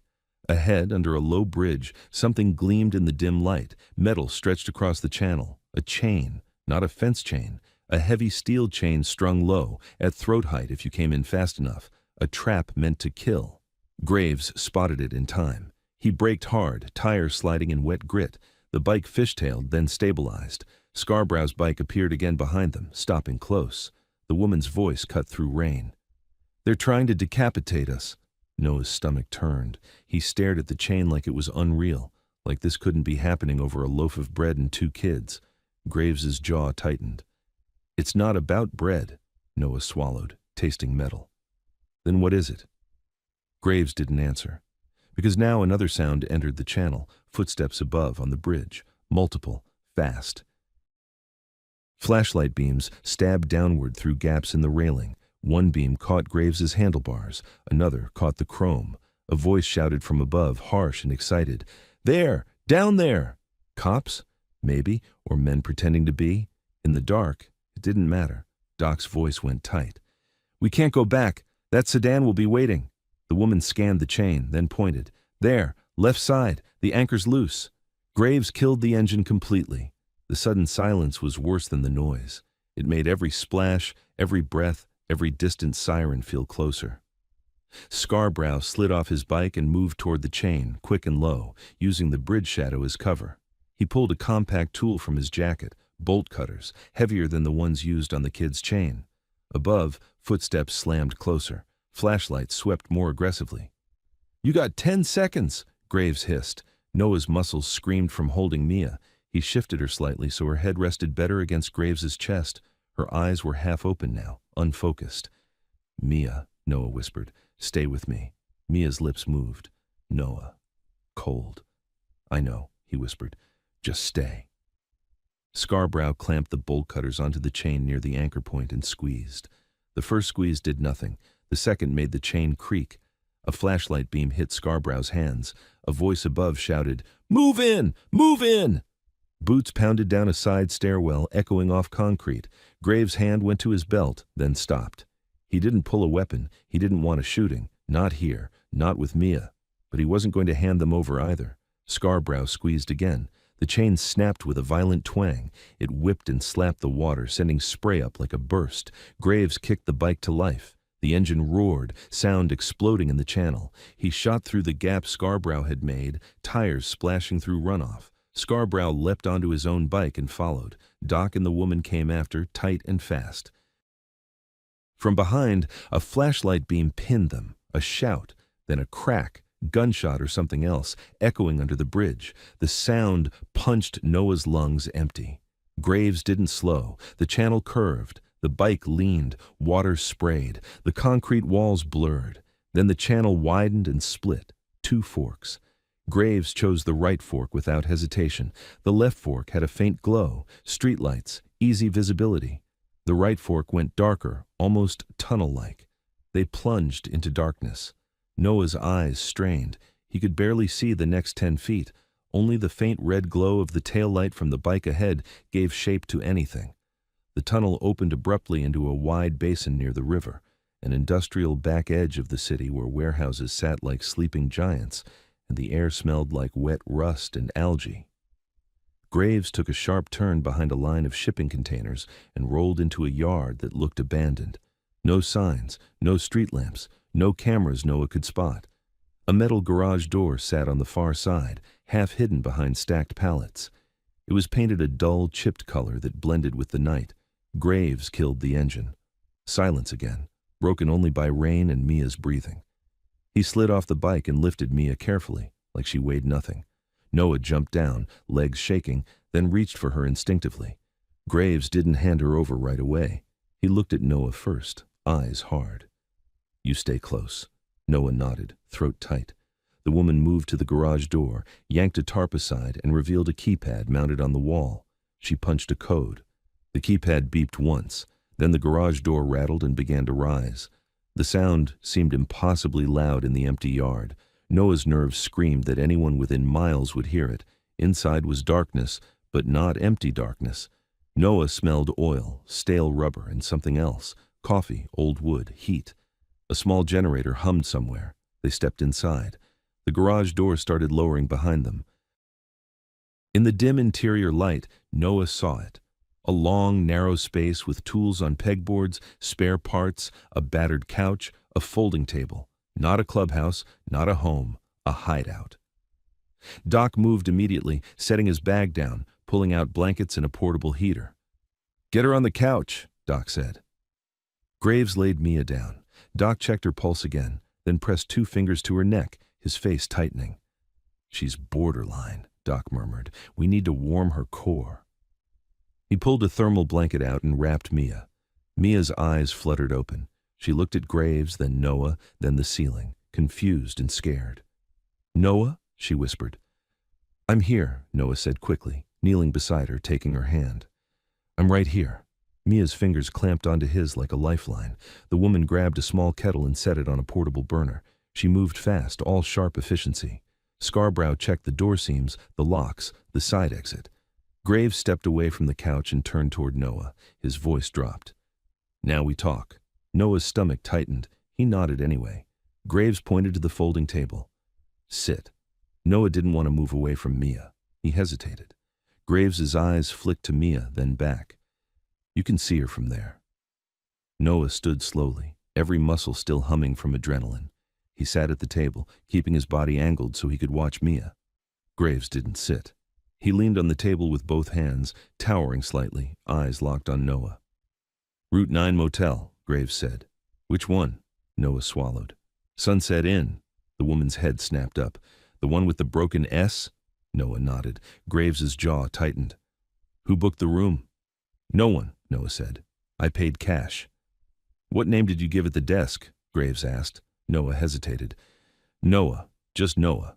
Graves's gaze sharpened. "Last name?" Noah's throat tightened. "I didn't." Graves stared at him for a beat, then nodded slightly as if that fit a pattern.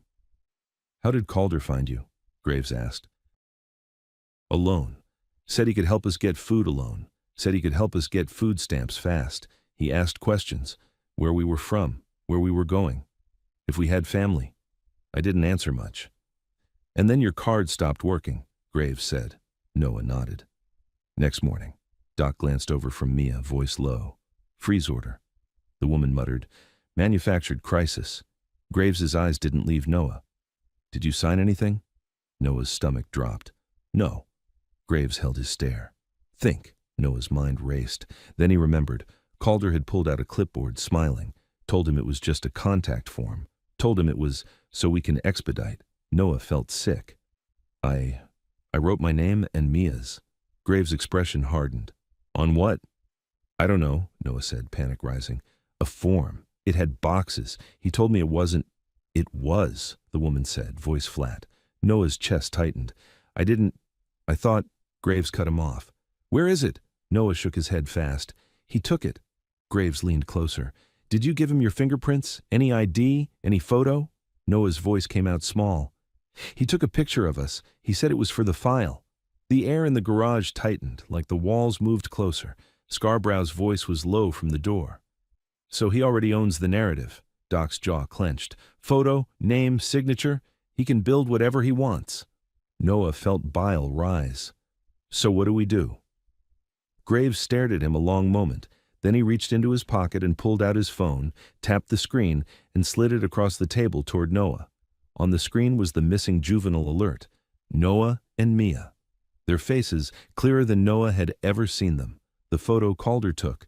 Under it, text, height, weight, clothing description, and one line that made Noah's blood go cold.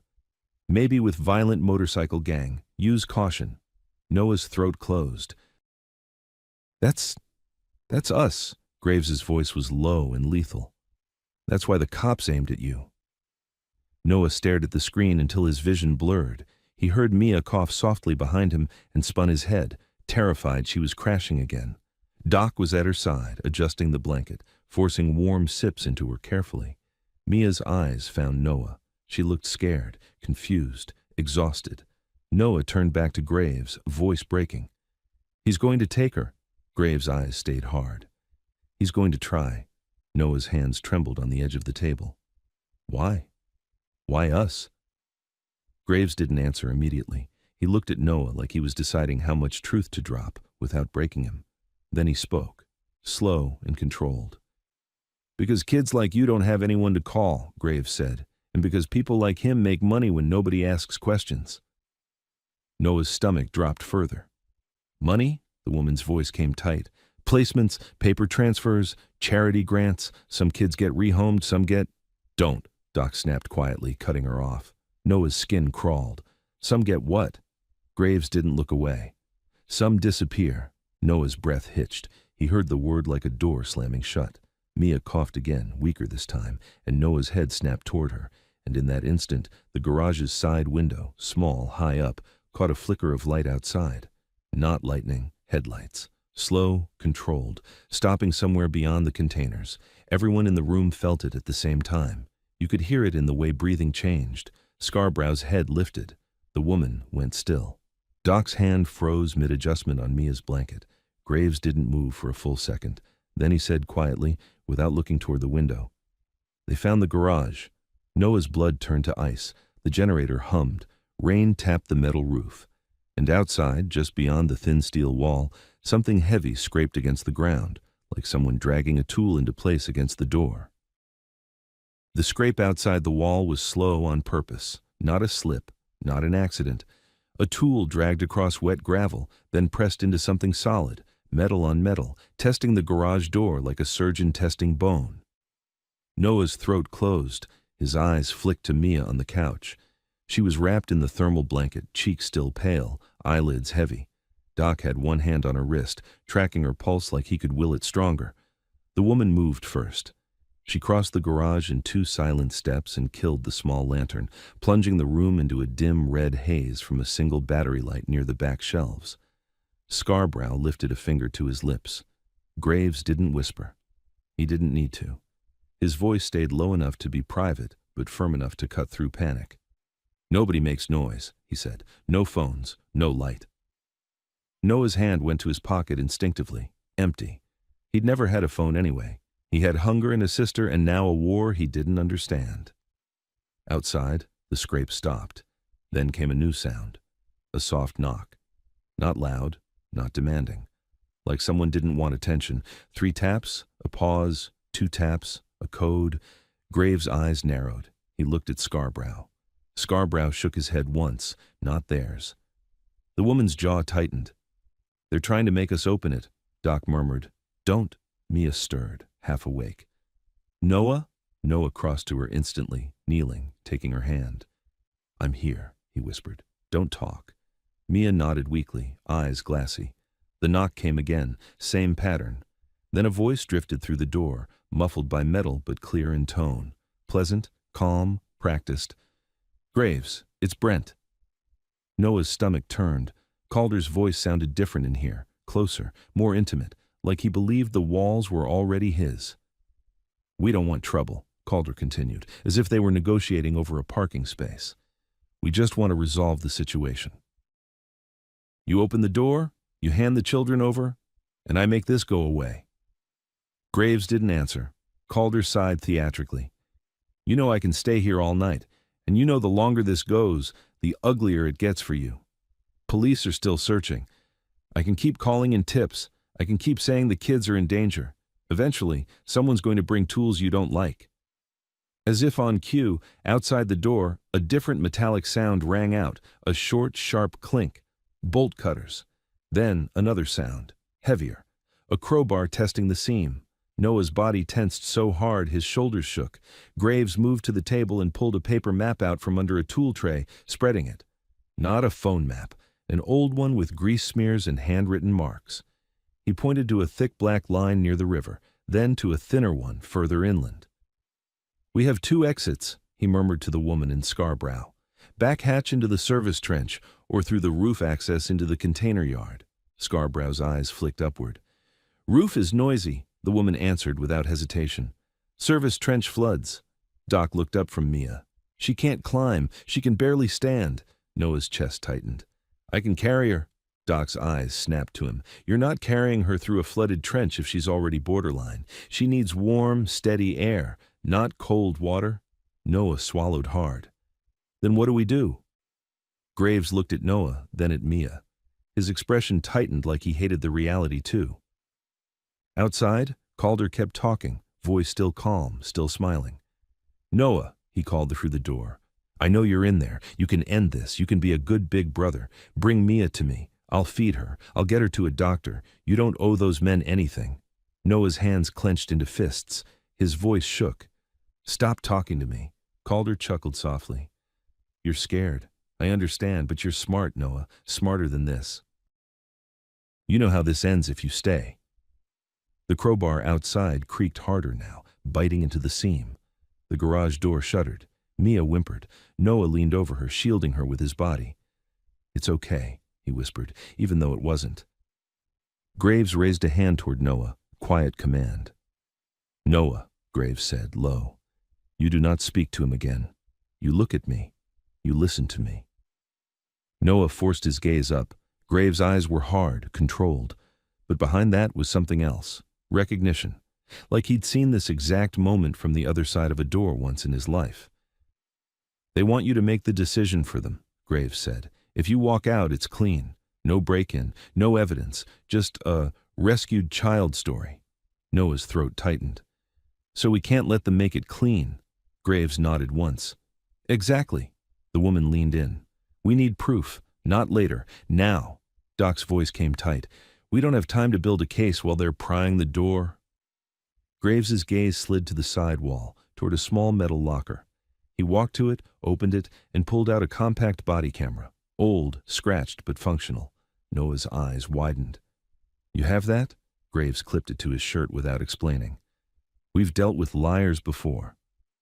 Scarborough moved to another shelf and grabbed a second camera, tossing it to the woman. She caught it and clipped it on too. Graves looked at Doc. "You're recording on audio." Doc hesitated. "I'm a medical professional." "You're a witness," Graves said. Doc exhaled, then pulled a small recorder from his bag and clicked it on. Outside, the crowbar finally caught a deeper edge. The seam gave a tiny pop. The door shook, a fraction looser. Calder's voice warmed as if he'd sensed progress.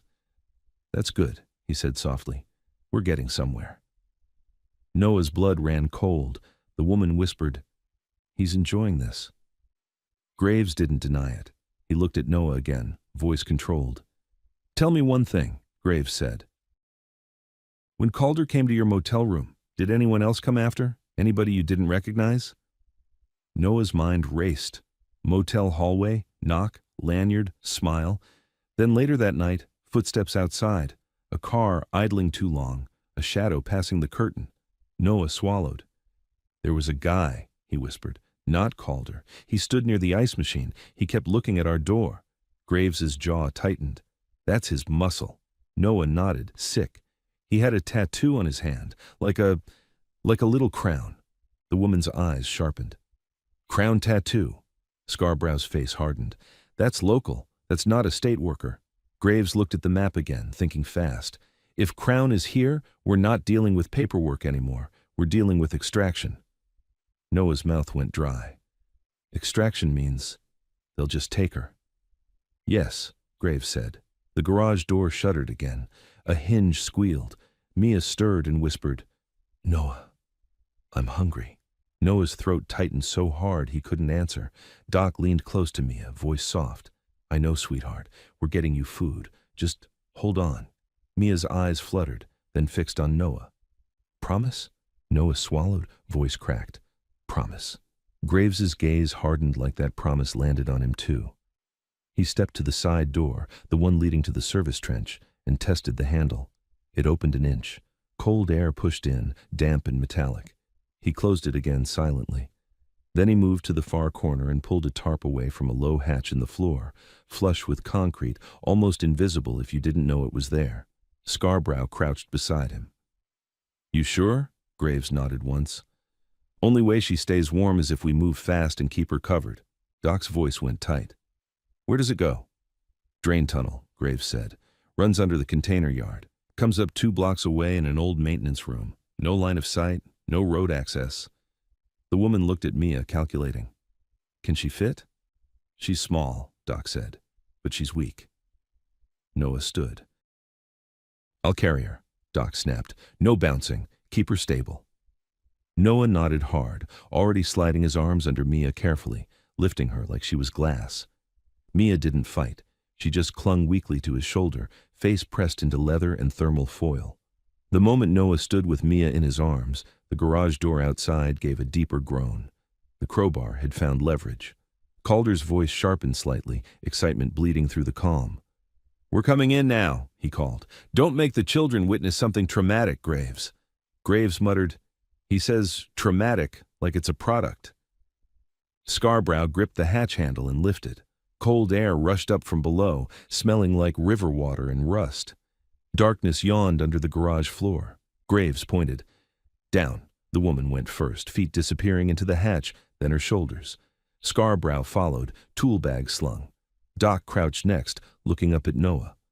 "Slow," he warned. Noah lowered himself into the hatch, one careful step at a time, holding Mia close, her head supported against his chest. Mia's eyes fluttered open for a second. "Noah?" "I'm here," he whispered. As Noah's foot found the last rung, a loud metallic snap exploded above them. The garage door seam popped wide. Air whooshed in, boots scraped on concrete outside. Calder's voice rose, satisfied. "There we go." Graves stayed above for one final second, body blocking the hatch like a door. He looked down at Noah, eyes hard. "If you hear me say now," Graves whispered, "you run. You don't look back." Noah's throat tight. "What are you doing?" Graves didn't answer. He lowered the hatch slowly, leaving it cracked just enough to watch. Then above, metal screeched as the garage door lifted a foot. A flashlight beam sliced into the garage, and Calder stepped in, voice bright and triumphant. "Graves," he said, "you should have opened it." Graves stood in the dim red light like a wall, hands visible, calm on the surface. Funny," Graves said. "I was about to say the same to you." Then Graves's hand moved, fast, and flicked a switch on the wall. The generator roared louder. The interior lights snapped on at full brightness, and every camera in the room caught Calder's face clearly as he walked in with 2 crown tattoo men behind him. While beneath the floor, Noah held Mia in the dark, listening to boots spread across the garage overhead, and realizing Graves wasn't hiding. He was setting a trap of his own. Under the floor, the air was colder than Noah expected. It wasn't just damp, it had weight. River cold, metal cold, the kind that crawled into your bones fast.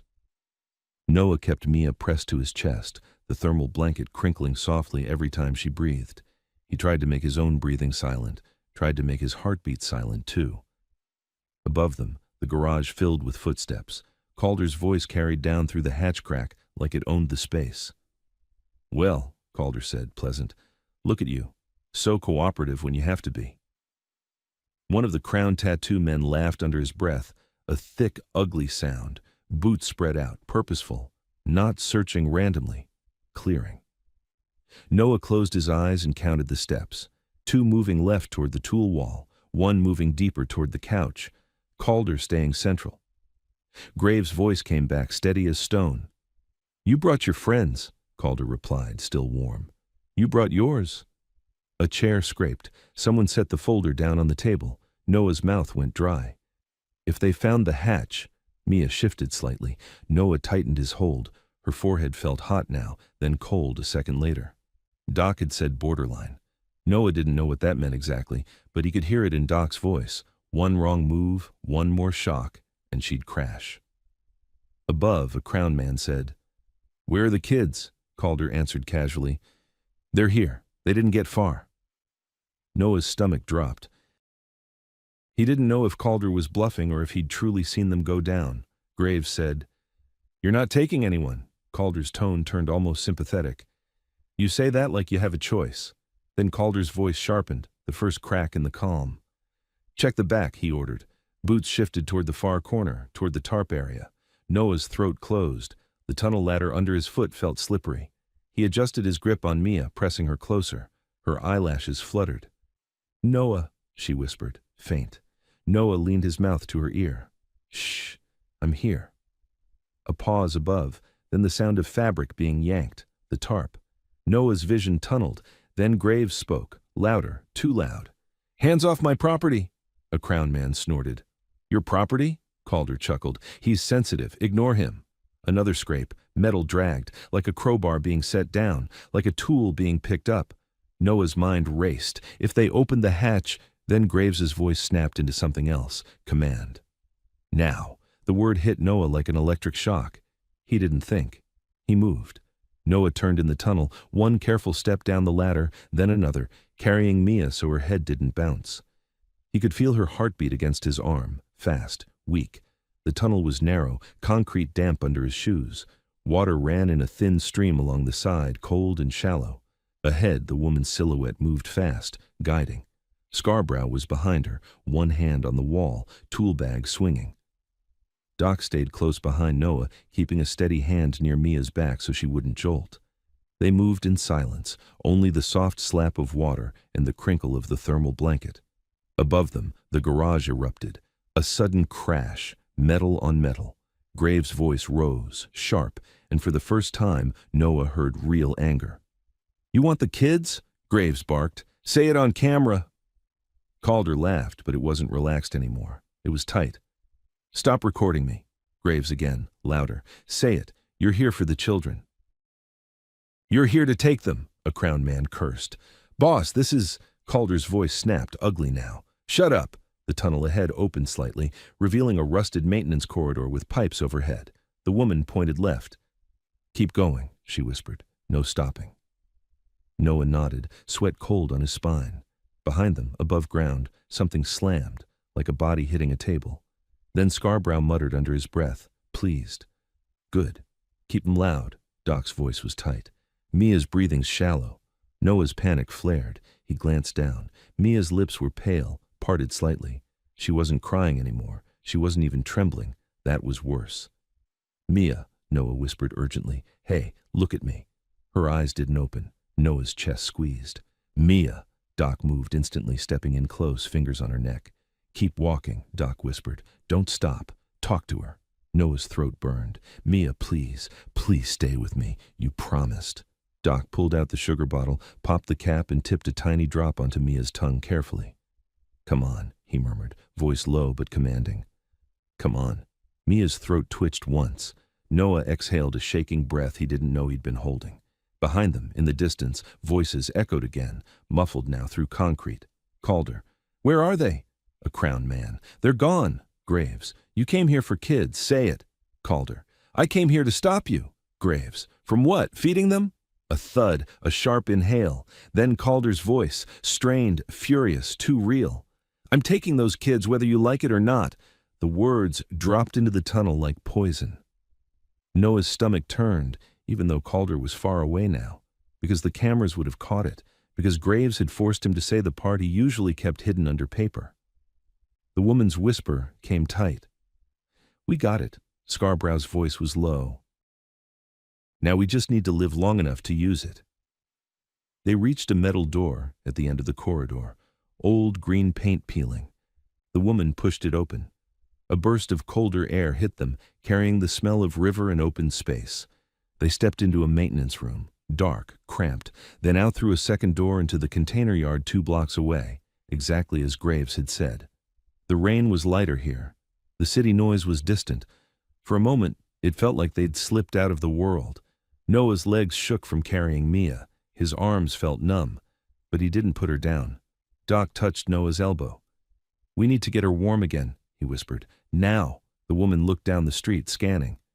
Where's Graves? Scarborough's jaw tightened. He'll come. Noah's voice cracked. What if he doesn't? Scarborough didn't answer. He just stared into the dark like he was listening for an engine. Then, faintly, an explosion of noise rolled from far away. Not a gunshot, not a crash. A siren chorus, multiple units converging, and over it, barely audible, a new sound. Motorcycles starting, many of them, like the city itself, was waking up angry. The woman's eyes narrowed. That's not us. Scarborough's face hardened. That's Calder's backup. Noah's blood went cold. He has bikers? Scarborough spat. He has hired idiots with wheels. Doc's voice went urgent. We need to move again. The woman pointed to a shadowed path between containers. This way. They started moving. Fast, quiet, Noah carrying Mia, Doc close, Scarborough scanning. And then Noah saw it. On the wet ground near the container corner, a fresh set of footprints. Not theirs. Bigger, heavier, leading the same direction they were going. Noah stopped mid-step, panic surging. The woman noticed instantly. What? Noah pointed, voice shaking. Someone's already here. Scarborough crouched, touched the print, then looked up, eyes sharp. Yeah, he whispered. They anticipated the tunnel exit. Doc's jaw tightened. Which means a beam of light snapped on ahead, blinding white between the containers. A voice called out from the light, calm and satisfied. Good, Calder said. Bring the girl to me. Noah's blood turned to ice because Calder wasn't behind them. Calder was in front. And Mia, half conscious in Noah's arms, made a weak sound as if she recognized his voice before Noah did. The light between the containers hit Noah like a wall. He froze mid-step, Mia heavy in his arms, her head rolling weakly against his shoulder. The thermal blanket crackled softly, and that tiny sound felt loud enough to give them away. Calder stood dead center in the beam, rain beating on his clean jacket like it couldn't touch him. Two crown tattoo men flanked him, spaced like security, and behind them, further back in the container lanes, more silhouettes moved into position. Not rushing, not shouting, closing. Calder's smile was small and satisfied, like he'd just watched a plan land exactly where it was supposed to. Good, he said again, calm as a receptionist. Bring the girl to me. Noah's throat closed. He tightened his grip, instinctively turning Mia's face away from the light. Mia made a weak sound, half breath, half whimper. Doc moved in beside Noah instantly, hand hovering near Mia's neck, voice tight and low. She's fading again. If this turns into a chase, she crashes. The woman's eyes flicked across the lanes, scanning angles, exits, distance. We don't chase, she whispered. We cut. Scarborough stepped forward into the edge of the light without fully exposing himself. His posture was loose, casual, but his eyes were hard. Brent, Scarborough called, you're really committed to this kidnapping fantasy. Calder didn't even look at Scarborough at first. His gaze stayed on Mia. She needs medical care, he said. You all are endangering her. Doc's jaw clenched. You're the reason she's like this. Calder finally glanced at Doc, and the smile sharpened. Doctor, he said pleasantly, you're making a bad choice associating yourself with criminals. That'll follow you. Doc didn't flinch. I'm not the one bringing muscle to take a sick kid. Calder shrugged as if it was unfortunate. Everyone brings muscle. You just call yours a motorcycle club. Noah's voice cracked out before he could stop it. Leave her alone. Calder's eyes slid to Noah with practiced softness. Noah, he said gently, like the last few hours hadn't happened. You're exhausted. You're scared. You're doing what you think is right, but you're out of your depth. Noah's hands shook around Mia. Stop acting like you care. Calder's smile didn't move. I do care, he said. That's why I'm here. One of the crown tattoo men behind him shifted, a little impatient.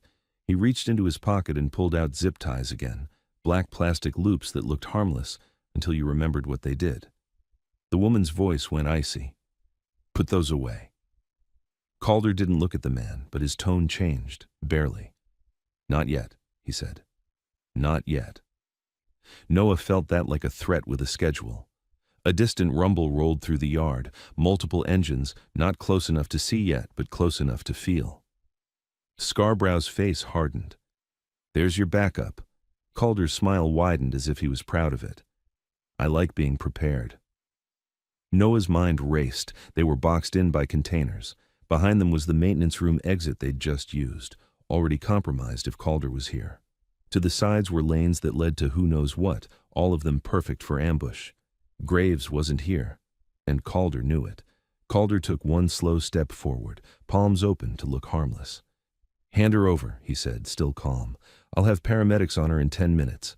Doc snapped, "You don't get paramedics in 10 minutes out here." Calder tilted his head. "I do."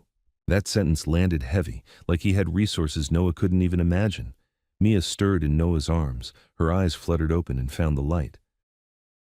Found Calder's face. Her body tensed weakly, fear rising even through exhaustion. "Noah." Noah's chest tightened so hard he couldn't breathe. "Don't look," he whispered. "Just hold on." Calder heard her voice and softened his expression instantly. It was a performance, but it was smooth enough to fool people who wanted to believe. "Mia," he said kindly, "you're okay. I'm here." Mia's lips trembled. She didn't answer. She pressed her face deeper into Noah's shoulder like she could hide inside him. Calder's smile thinned for a fraction. Then he made a small gesture, 2 fingers to the side. The crown tattoo man with the zip ties started moving, angled wide to circle. The other crown man mirrored him on the opposite lane. They were trying to flank. The woman stepped in front of Noah without hesitation, body turned sideways so she could watch both lanes at once. "Nobody touches them." Calder exhaled like he was tired. "You keep forcing me to be the bad guy." Scarborough laughed low. "You don't need help with that." Calder's gaze flicked past Scarborough to the darkness behind them, listening. The engine rumble grew louder, more bikes approaching. Then another sound joined it, sirens, faint but real, coming from the direction of the main roads. Doc's eyes narrowed. "You called them too." Calder didn't deny it. He just smiled. "It's a missing children case," he said. "It would be irresponsible not to." Noah felt bile rise. "You keep saying that like you didn't cause it." Calder's voice stayed even. "'Cause what? You stole. You ran. You got involved with violent men. I reported risk. That's my job." The woman's voice sharpened. "Your job is trafficking with paperwork." Calder's smile vanished for the first time, just a flash. His eyes hardened. "Careful," he said quietly. "Say things you can prove." Scarborough answered, "We can." Calder's gaze snapped toward Scarborough. "No," he said. "You think you can?" Then Calder looked back at Noah and spoke in a new tone, confidential, almost friendly, like he was giving Noah a way out. "Noah, you can be a hero here," he said. "You can stop this. You walk to me with Mia. You tell the police you were afraid. You say these bikers took you. You cooperate." Noah stared at him, stunned. "You want me to lie?" Calder's smile returned, small. "I want you to survive." Noah's hands clenched. "Survive without her?" Calder's eyes flicked down to Mia. "She survives either way," he said. "The difference is whether you do." That was the moment Noah understood. Calder wasn't trying to save them. He was trying to separate them by choice, to make Noah hand her over so it looked clean on camera, clean on paper, clean in court. Doc's voice went low. "He's bargaining for consent," the woman whispered, "because consent makes it untouchable." Noah's mouth went dry. He held Mia tighter and took one slow step back. Calder's smile tightened. "Don't." The 2 crown men kept circling, and then, behind Calder, lights flickered between the container lanes, headlights low and moving. The rumble of engines became a roar. A line of motorcycles rolled into view, not club bikes, no patches Noah recognized, but loud and aggressive, riders with dark helmets and cheap vests like they were playing outlaw, hired wheels. They fanned out behind Calder and stopped, engines idling, forming a wall. Calder didn't turn around. He didn't have to. "You see," he said softly, "this is over." Scarborough's jaw clenched, the woman's shoulders tensed. Doc's face tightened like he was calculating how long Mia could stay conscious. Noah's mind screamed for Graves. As if the thought summoned him, an engine tore through the night from the far right lane, faster, deeper, unmistakable. A single motorcycle burst into view at the end of the container corridor like a shot fired down a barrel. Graves.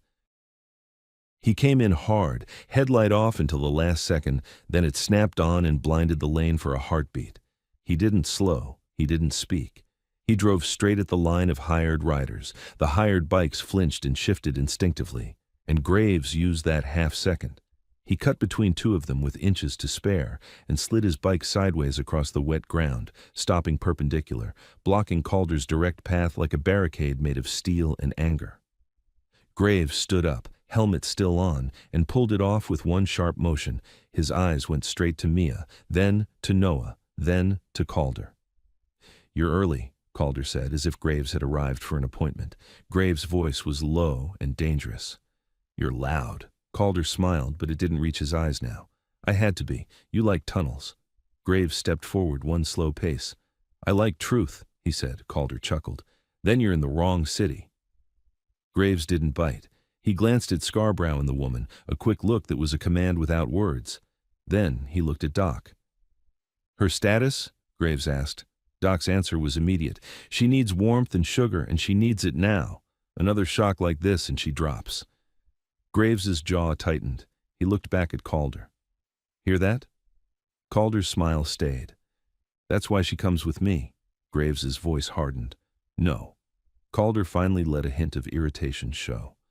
"You're outnumbered." Graves nodded slightly. "I know." Calder tilted his head. "Then what's your plan?" Graves' eyes shifted past Calder to the open end of the container yard, where the sirens were closer now and distant lights were beginning to flash between buildings. Graves' voice dropped, sharp and decisive. "We go where you can't lie." The woman's eyes narrowed.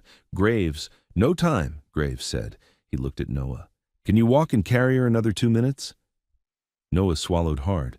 His arms were burning, but he nodded. "Yes." Graves pointed toward the yard exit. "Main road." Gas station on the corner. Lights, cameras, people. Scarborough's face tightened. "Public?" Graves nodded once. "Public." Calder laughed quietly. "That's adorable," he said. "You think the public saves you?" Graves' eyes locked on him. "No," he said. "The public records you." Calder's smile thinned. "You already recorded me."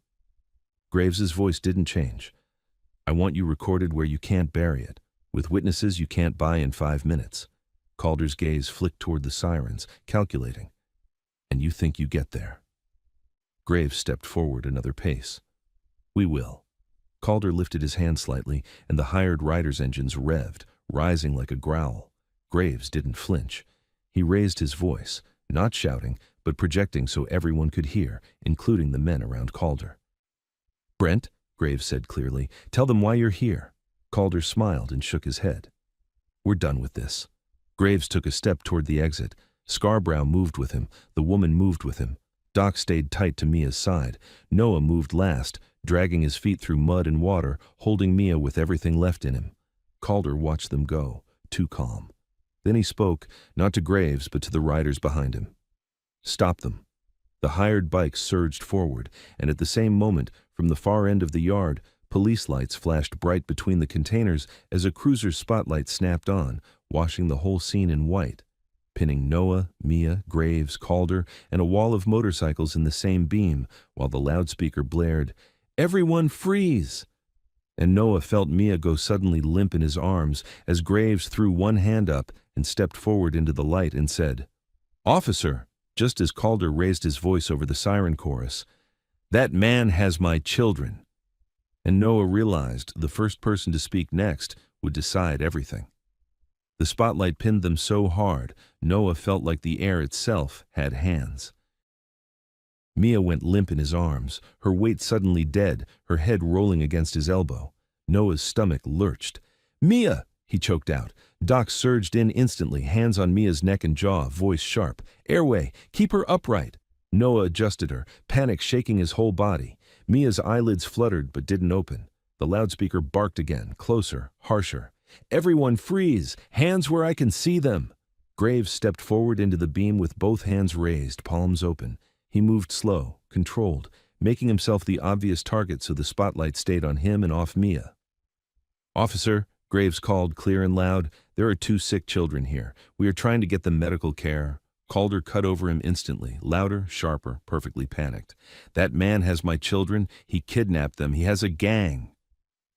The hired riders behind Calder revved, then went still as the police attention hit them too. Some of them shifted nervously. These weren't disciplined men. They were paid noise. A cruiser door slammed. Boots hit pavement. Two officers moved in from the right lane, guns drawn, aiming at Graves first because he was the one in the light. Noah stood just outside the beam, half shadow, holding Mia like she was made of glass. He wanted to step forward and scream the truth. He also knew the second he moved too fast, they'd decide he was running. Doc whispered fiercely, close to Noah's ear. "Don't move unless I tell you." Noah's voice shook. She's passing out. Doc's fingers pressed Mia's wrist. "She's still here. Stay steady." Graves kept his hands up, making his voice calm. "We have recordings," he said. "We have evidence of attempted abduction. That man is not a guardian." Calder laughed once, short, incredulous, like Graves had said something insane. "Evidence?" Calder shouted to the officers. "He's a biker. He's lying. The boy stole bread, assaulted my staff, and they ran. My office reported them missing." The nearest officer snapped, "Everyone on the ground, now!" Graves didn't drop. He stayed standing, hands raised. "If I go on the ground, the kids get separated," he said, controlled. "That's what he wants." The officer's jaw tightened. "On the ground." Calder took a slow step toward the officers, folder held up like a holy book. "I have paperwork," he said, voice trembling with manufactured urgency. "Emergency custody transfer, temporary placement. I'm authorized to take them now." The officer closest to Calder glanced at the folder, just a glance, but it was enough for Calder to lean into it. "You see?" Calder pressed. "This is official." Graves's voice snapped, still controlled but sharper. "Officer, that paperwork is forged. He admitted on camera he was taking them whether anyone liked it or not." Calder's eyes flashed, anger breaking through the calm for a split second. "Shut up." Noah's heart hammered. The cameras. The recording Graves got in the garage, that was real. That could save them. But only if someone actually listened. The officer stepped forward, gun still up, eyes on Graves. "Who are you?" "Jack," Graves said. "I run a motorcycle club in the city, and tonight we stopped a snatch attempt." Calder pounced on the admission. "Hear that? He runs a gang." Graves didn't look at Calder. He looked at the officer. "I'm not running from you. I called for medical help. My medic is right here." He nodded toward Doc.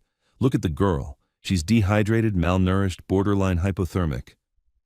Doc raised his hand slightly too, showing he wasn't a threat. "She needs warmth and sugar. If you separate them right now, she can crash."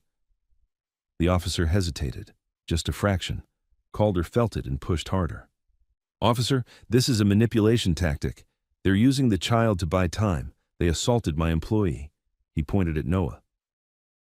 "That boy punched a man in the street." Noah's throat burned. He wanted to shout that the man tried to zip-tie Mia. Instead, Graves did it for him. "He tried to zip-tie the girl," Graves said, loud enough for everyone to hear. "That's on camera, too." Calder's smile returned, thin and cruel. "On your camera," he said. "Convenient." The officer snapped, "I don't care about your camera. I care about compliance." Graves's voice dropped lower but stayed audible. "Then comply with procedure. Verify his identity. Ask him for credentials. Ask him to state his agency, his supervisor, his case number." Calder's face didn't change, but Noah saw the smallest tightening at the corner of his mouth. A hit. The officer turned slightly toward Calder. "Sir, your ID." Calder didn't hesitate. He produced a wallet and flashed something too fast to read from where Noah stood. "Closer," the officer demanded. Calder stepped closer, still calm. "Brent Calder," he said, crisp. "Family Services Liaison." Graves's voice cut in. "What county?" Calder ignored him. The officer asked, "County?" Calder answered smoothly, "City jurisdiction, special liaison assignment." Graves's voice stayed steady. "What's your case number?" Calder's smile thinned. "I don't have it memorized." Graves nodded once as if that was what he expected. "Who's your supervisor?" Calder's eyes hardened a fraction. "This is not the time." Graves kept going, loud enough to pin him. "What's the name of the charity you're affiliated with?" Calder snapped. "I'm not affiliated with a charity." The woman's voice rose from the shadows, sharp. "Yes, you are." Everyone's head turned slightly toward her. She stepped into the edge of the spotlight, hands visible, eyes locked on the officers. "He's tied to a placement charity. We've been tracking missing kids in this district for months." The officer barked. "Ma'am, step back." The woman didn't flinch. "Ask him about the Sunset Inn on Route 9. Ask him why he visited 2 kids there before the alert went up. Ask him why their benefits froze the next morning. Calder's eyes flashed. She's lying. Graves turned his head just enough to look at the officer. Officer, we have the missing juvenile alert. It lists them as maybe with violent motorcycle gang. That photo was taken at the motel, not by police, by him. Calder's voice sharpened. I took the photo for the file. Doc snapped. You took it to build your narrative. Calder's composure cracked further. You don't know what you're talking about. The officer's gaze moved between Graves, Calder, and Mia's limp body in Noah's arms. Noah's arms shook. His muscles were giving out. Doc saw it. Set her on the ground gently, he whispered. Now, I'll keep her warm.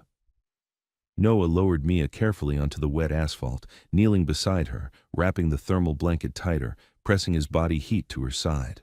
Mia's lips parted. A weak breath came out. Noah's eyes burned. Mia, please. A second cruiser rolled in, brakes hissing. More officers, more guns. Calder sensed the shift and raised his voice to the new arrivals. They're armed. They abducted 2 children. Graves spoke louder over him, clear, commanding. Officer, we have audio of Calder saying he will take the kids whether anyone likes it or not. We have him on camera forcing this confrontation. We have witnesses. The newest officer looked at the first. What's the situation? The first officer hesitated, just a beat. That beat mattered. Graves seized it. If you separate the kids right now, you might hand them to the wrong man. Verify him, run his name, run his agency, call his supervisor. Do not let him walk away with them on his word. Calder's face tightened. This is outrageous. Graves's eyes locked on him. Then it should be easy to prove, Graves said. Calder's smile returned, but it was brittle now. Fine, he said, turning to the officer. Call whoever you need. But while you do, the children come with me for safety. No, Graves said immediately. The officer snapped. Everyone shut up. He looked at Calder. You're not taking anyone until we verify. Calder's eyes flashed. Anger now, real and quick. Officer, if you delay and something happens to them. The officer cut him off. Hands off. Calder took 1 step back, jaw clenched. Graves' voice stayed calm. Now you ask him why he brought armed men. Ask him why he had hired motorcycles in the yard. Ask him why he set a trap at the tunnel exit. Calder snapped. They're not mine. Scarborough laughed from the shadows. They followed you like puppies. One of the hired riders behind Calder shifted uncomfortably, helmet turning toward the officers like he was deciding whether to bolt. The officer noticed. You, helmet, step forward. The rider hesitated. Calder's head turned slightly, a warning. The rider's shoulders tightened. The officer barked, Now! The rider stepped forward reluctantly, hands half raised. Rain ran off his visor. Who hired you? The officer demanded. The rider hesitated again. Calder's voice turned sharp. He doesn't need to answer that. He's not involved. The officer snapped. Sir, shut your mouth. The rider swallowed audibly. I got paid, he muttered. By who? The rider's head jerked toward Calder without thinking. That was enough. Calder's smile vanished completely. The officer's eyes narrowed. Sir, turn around. Calder's voice went controlled, dangerous. Officer, you're making a mistake. Turn, around. Calder didn't move. Then Graves said quietly, almost to himself but audible in the beam, he won't, because he's not used to anyone saying no. Calder's jaw clenched. He took 1 slow step backward instead. Subtle retreat, not compliance. The officer moved forward. And in that instant, one of the crown tattoo men behind Calder shoved the hired rider sideways and lunged, not at the cops, at Mia. Noah saw the movement like it was slow motion. A hand reaching, a shadow dropping low. Noah reacted on pure instinct, throwing his body over Mia, wrapping both arms around her, shielding her. Doc shouted, No! The crown man's hand grabbed the edge of the thermal blanket and yanked. Noah felt Mia slide an inch, and Graves roared, Now! Everything exploded. Officers shouted, guns lifted, boots surged, and as Noah clung to Mia on the wet ground, fighting the blanket being ripped from his hands, he heard Calder's voice cut through the chaos, no longer calm, no longer professional. Take the girl! And Noah realized the last layer of the act had just fallen away in front of the police. The moment Calder screamed, Take the girl! The night changed. It wasn't a misunderstanding anymore. It wasn't procedure. It wasn't a missing child report. It was an order. Noah felt hands ripping at the thermal blanket. Mud smeared across his cheek as he flattened himself over Mia, locking his arms around her like a cage. Mia's body was limp beneath him, too weak to fight, too weak to cling. "No!" Noah shouted, voice cracking, and he tightened his grip until his forearms burned. Doc shoved in from Noah's side, one hand on Mia's shoulder, the other pushing back at the grabbing wrist. "She's medically unstable," Doc barked. "You separate them and she collapses." An officer's voice exploded through the chaos. "Get back, now!" Boots surged. Someone grabbed the crown tattoo man by the collar and yanked him away. The man fought, cursing, trying to reach again. Another officer shouted, "Hands, hands, hands!" Noah lifted his head just enough to see Calder in the spotlight. His face was no longer calm. His mouth was open, jaw tight, eyes furious, like a man who'd been told no for the first time in his life. "You don't understand," Calder snapped at the officers. "Those kids are in danger." Graves stepped forward, voice like steel. "From you," Calder's head whipped toward Graves. "Shut your mouth." Graves didn't flinch. He turned his chest slightly so the body cam was clearly visible in the beam. "You said it," Graves told the officer, loud, clean. He ordered them to take the girl. That's the whole game. That's why he brought muscle. One of the officers moved between Calder and the kids, weapon still raised but now aimed at the crown tattoo men, not at Graves. "Cuff him!" the officer snapped. Calder's posture stiffened. "Officer, now!" Calder's hands hovered for one heartbeat like he was deciding whether he could still bully his way out. Then, the officer grabbed his wrist. Calder jerked back. That was all it took. Two officers swarmed him, forcing his arms behind his back. The folder of paperwork hit the wet ground, pages fanning out and sticking to asphalt. Calder's voice rose, sharp and furious. "You're making a mistake. I'm authorized." "Authorized by who?" the officer barked, slamming cuffs on. "Because you don't have a case number, you don't have a supervisor, and you've got hired men trying to grab a child in front of me." The crown tattoo man who'd lunged for Mia tried to back away. An officer caught him and spun him into the side of the cruiser, pinning him. "Don't move." The hired riders started shifting like rats, deciding where the exits were. "Hold!" an officer shouted. "All of you, helmets off, hands up!" One rider bolted. A spotlight snapped after him. Another officer sprinted, tackling him into a puddle so hard, water splashed up like a wave. The scene turned into a hard, bright, ugly truth. Not a rescue, not a custody transfer. An attempted snatch in plain sight. Noah stayed over Mia, shaking, his chest heaving. He didn't trust it yet. He didn't trust the uniforms. He didn't trust anything. Doc knelt beside him, voice tight but focused. "Noah, lift just enough. I need her airway clear." Noah forced himself to move. He shifted off Mia carefully, keeping one arm around her while Doc checked her breathing. Mia's eyes fluttered open for a second, unfocused. Her lips trembled. "Noah?" she whispered. Noah's throat closed. He leaned down, forehead touching hers. "I'm here," he said, and his voice broke on the words. "I'm not leaving you." A paramedic unit finally pushed through the chaos, real this time, lights strobing.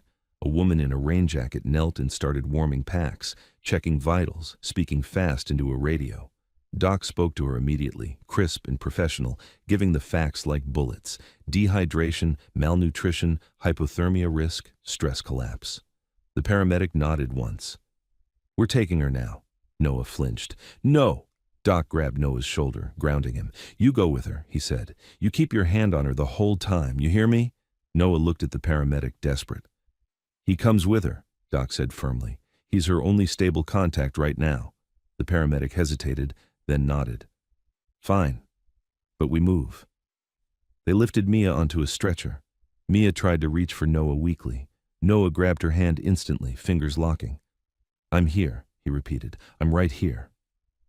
As they wheeled her toward the ambulance, Noah looked back once.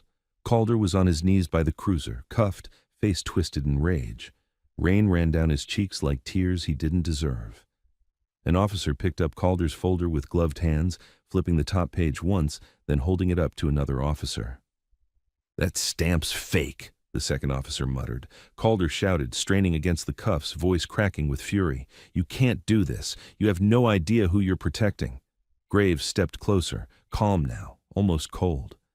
"We know exactly who we're protecting," he said. "Two kids." Calder's eyes burned into Noah. "You did this," he spat. "You'll regret it." Noah didn't answer, because for the first time all night, the fear wasn't louder than everything else. For the first time, Calder looked small. In the ambulance, Mia's breathing steadied under warm air and careful hands. Noah sat squeezed on the bench seat, still holding her fingers, still terrified that if he let go, the world would steal her again. Outside, through the rear window, he saw Graves standing in the rain under police lights, talking to an officer, gesturing to the body cam. He saw the woman, finally close enough to catch her face, watching the ambulance doors like she was guarding them with her eyes. He saw Scarborough leaning on his bike, chest heaving, staring at the ground where the folder had fallen, like he wanted to set fire to the whole city. Then the ambulance doors shut. The lock clicked, and for once that sound didn't feel like a trap. It felt like a seal. Hours later, after warm blankets, after IV fluids, after Mia finally ate soft food without vomiting, after a nurse promised quietly that nobody was taking her anywhere tonight, Noah sat in a plastic chair in a hospital hallway with his shoes still muddy and his hands still shaking. A detective came out and crouched in front of him, not towering, not barking. "We ran Brent Calder," the detective said. "That's not his real position. He's not a licensed social worker. He's been using forged documents and fake liaison credentials." Noah's throat tightened. So he can't touch you," the detective said. "Not now, not after what we saw, not after what we recorded." Noah swallowed hard, eyes burning. "What about Mia? Where do they send her?" The detective hesitated, then said carefully, "We're arranging an emergency placement, a safe one, not back through the same chain." Noah didn't trust that word, safe, not from anyone in a uniform. Then Graves appeared at the end of the hallway. No leather cut now, just a plain dark shirt, hair wet, face tired in a way that looked older than it had in the yard. An officer walked with him, not cuffing him, not pushing, walking. Graves stopped in front of Noah, hands visible, posture calm. Noah stood up slowly, heart pounding. Graves didn't smile. He didn't soften his voice into something fake. He just said, "She awake?" Noah nodded, swallowing. "She ate." Graves exhaled once, like he'd been holding that breath since the alley. "Good." The detective cleared his throat. "This man's recordings are going into evidence. His statement matches yours. The medical report supports neglect, and Calder's people made a move in front of officers." Noah stared. Evidence, statement, matching. Words that finally sounded like they mattered. The detective continued. "We also found ties between Calder and a non-profit that's been flagged in 2 other counties. We're expanding the investigation." Noah's knees went weak. He grabbed the back of the chair. Graves looked at Noah, eyes hard but steady. "You did what you had to," he said. "Now you do the next thing. You tell the truth every time they ask it." Noah nodded, voice barely there. "Okay." A nurse stepped out of Mia's room and nodded at Noah. "You can go in." Noah moved toward the door, then paused, turning back once. Graves was still there, watching, like he was standing guard without admitting it. Noah hesitated. "Why did you help us?" Graves's jaw tightened. For a second, he looked like he wouldn't answer. Then he said quietly, "Because nobody helped me." Noah's throat closed again. He went into Mia's room. Mia was propped up in bed, cheeks less pale, a small cup of applesauce on the tray. The thermal blanket was gone, replaced with clean hospital sheets. She looked tiny in the big bed. When she saw Noah, her eyes filled. "Noah," she whispered. Noah crossed the room and took her hand. "I'm here." Mia squeezed his fingers. Are we safe now?" Noah looked at her, and for the first time he didn't force a lie. He didn't say, "always." He didn't say, "forever." He said the only true thing he had. "Tonight," Noah whispered. "Yes." Mia's shoulders relaxed like her body finally believed it. Her eyes drifted half-closed. On the chair beside the bed was something that hadn't been there earlier. A small child-sized helmet, scuffed but cleaned with a strip of tape across the front and a name written in block letters, MIA. Noah stared at it confused. Mia's voice came sleepy. "The man, with the motorcycles. Said it was mine. Noah's throat tightened. He sat down carefully, still holding her hand. Mia's eyelids lowered, her breathing slowed, and as she fell asleep, Noah realized he wasn't listening for footsteps outside the door anymore. Not because the world had become kind, because somewhere down the hall, a man like Graves was still awake, still watching the corridor, making sure nobody walked in with a lanyard and a smile. Noah sat there until his hands stopped shaking, and for the first time in a long time, he didn't count crumbs in his head. He just listened to his sister breathe. End.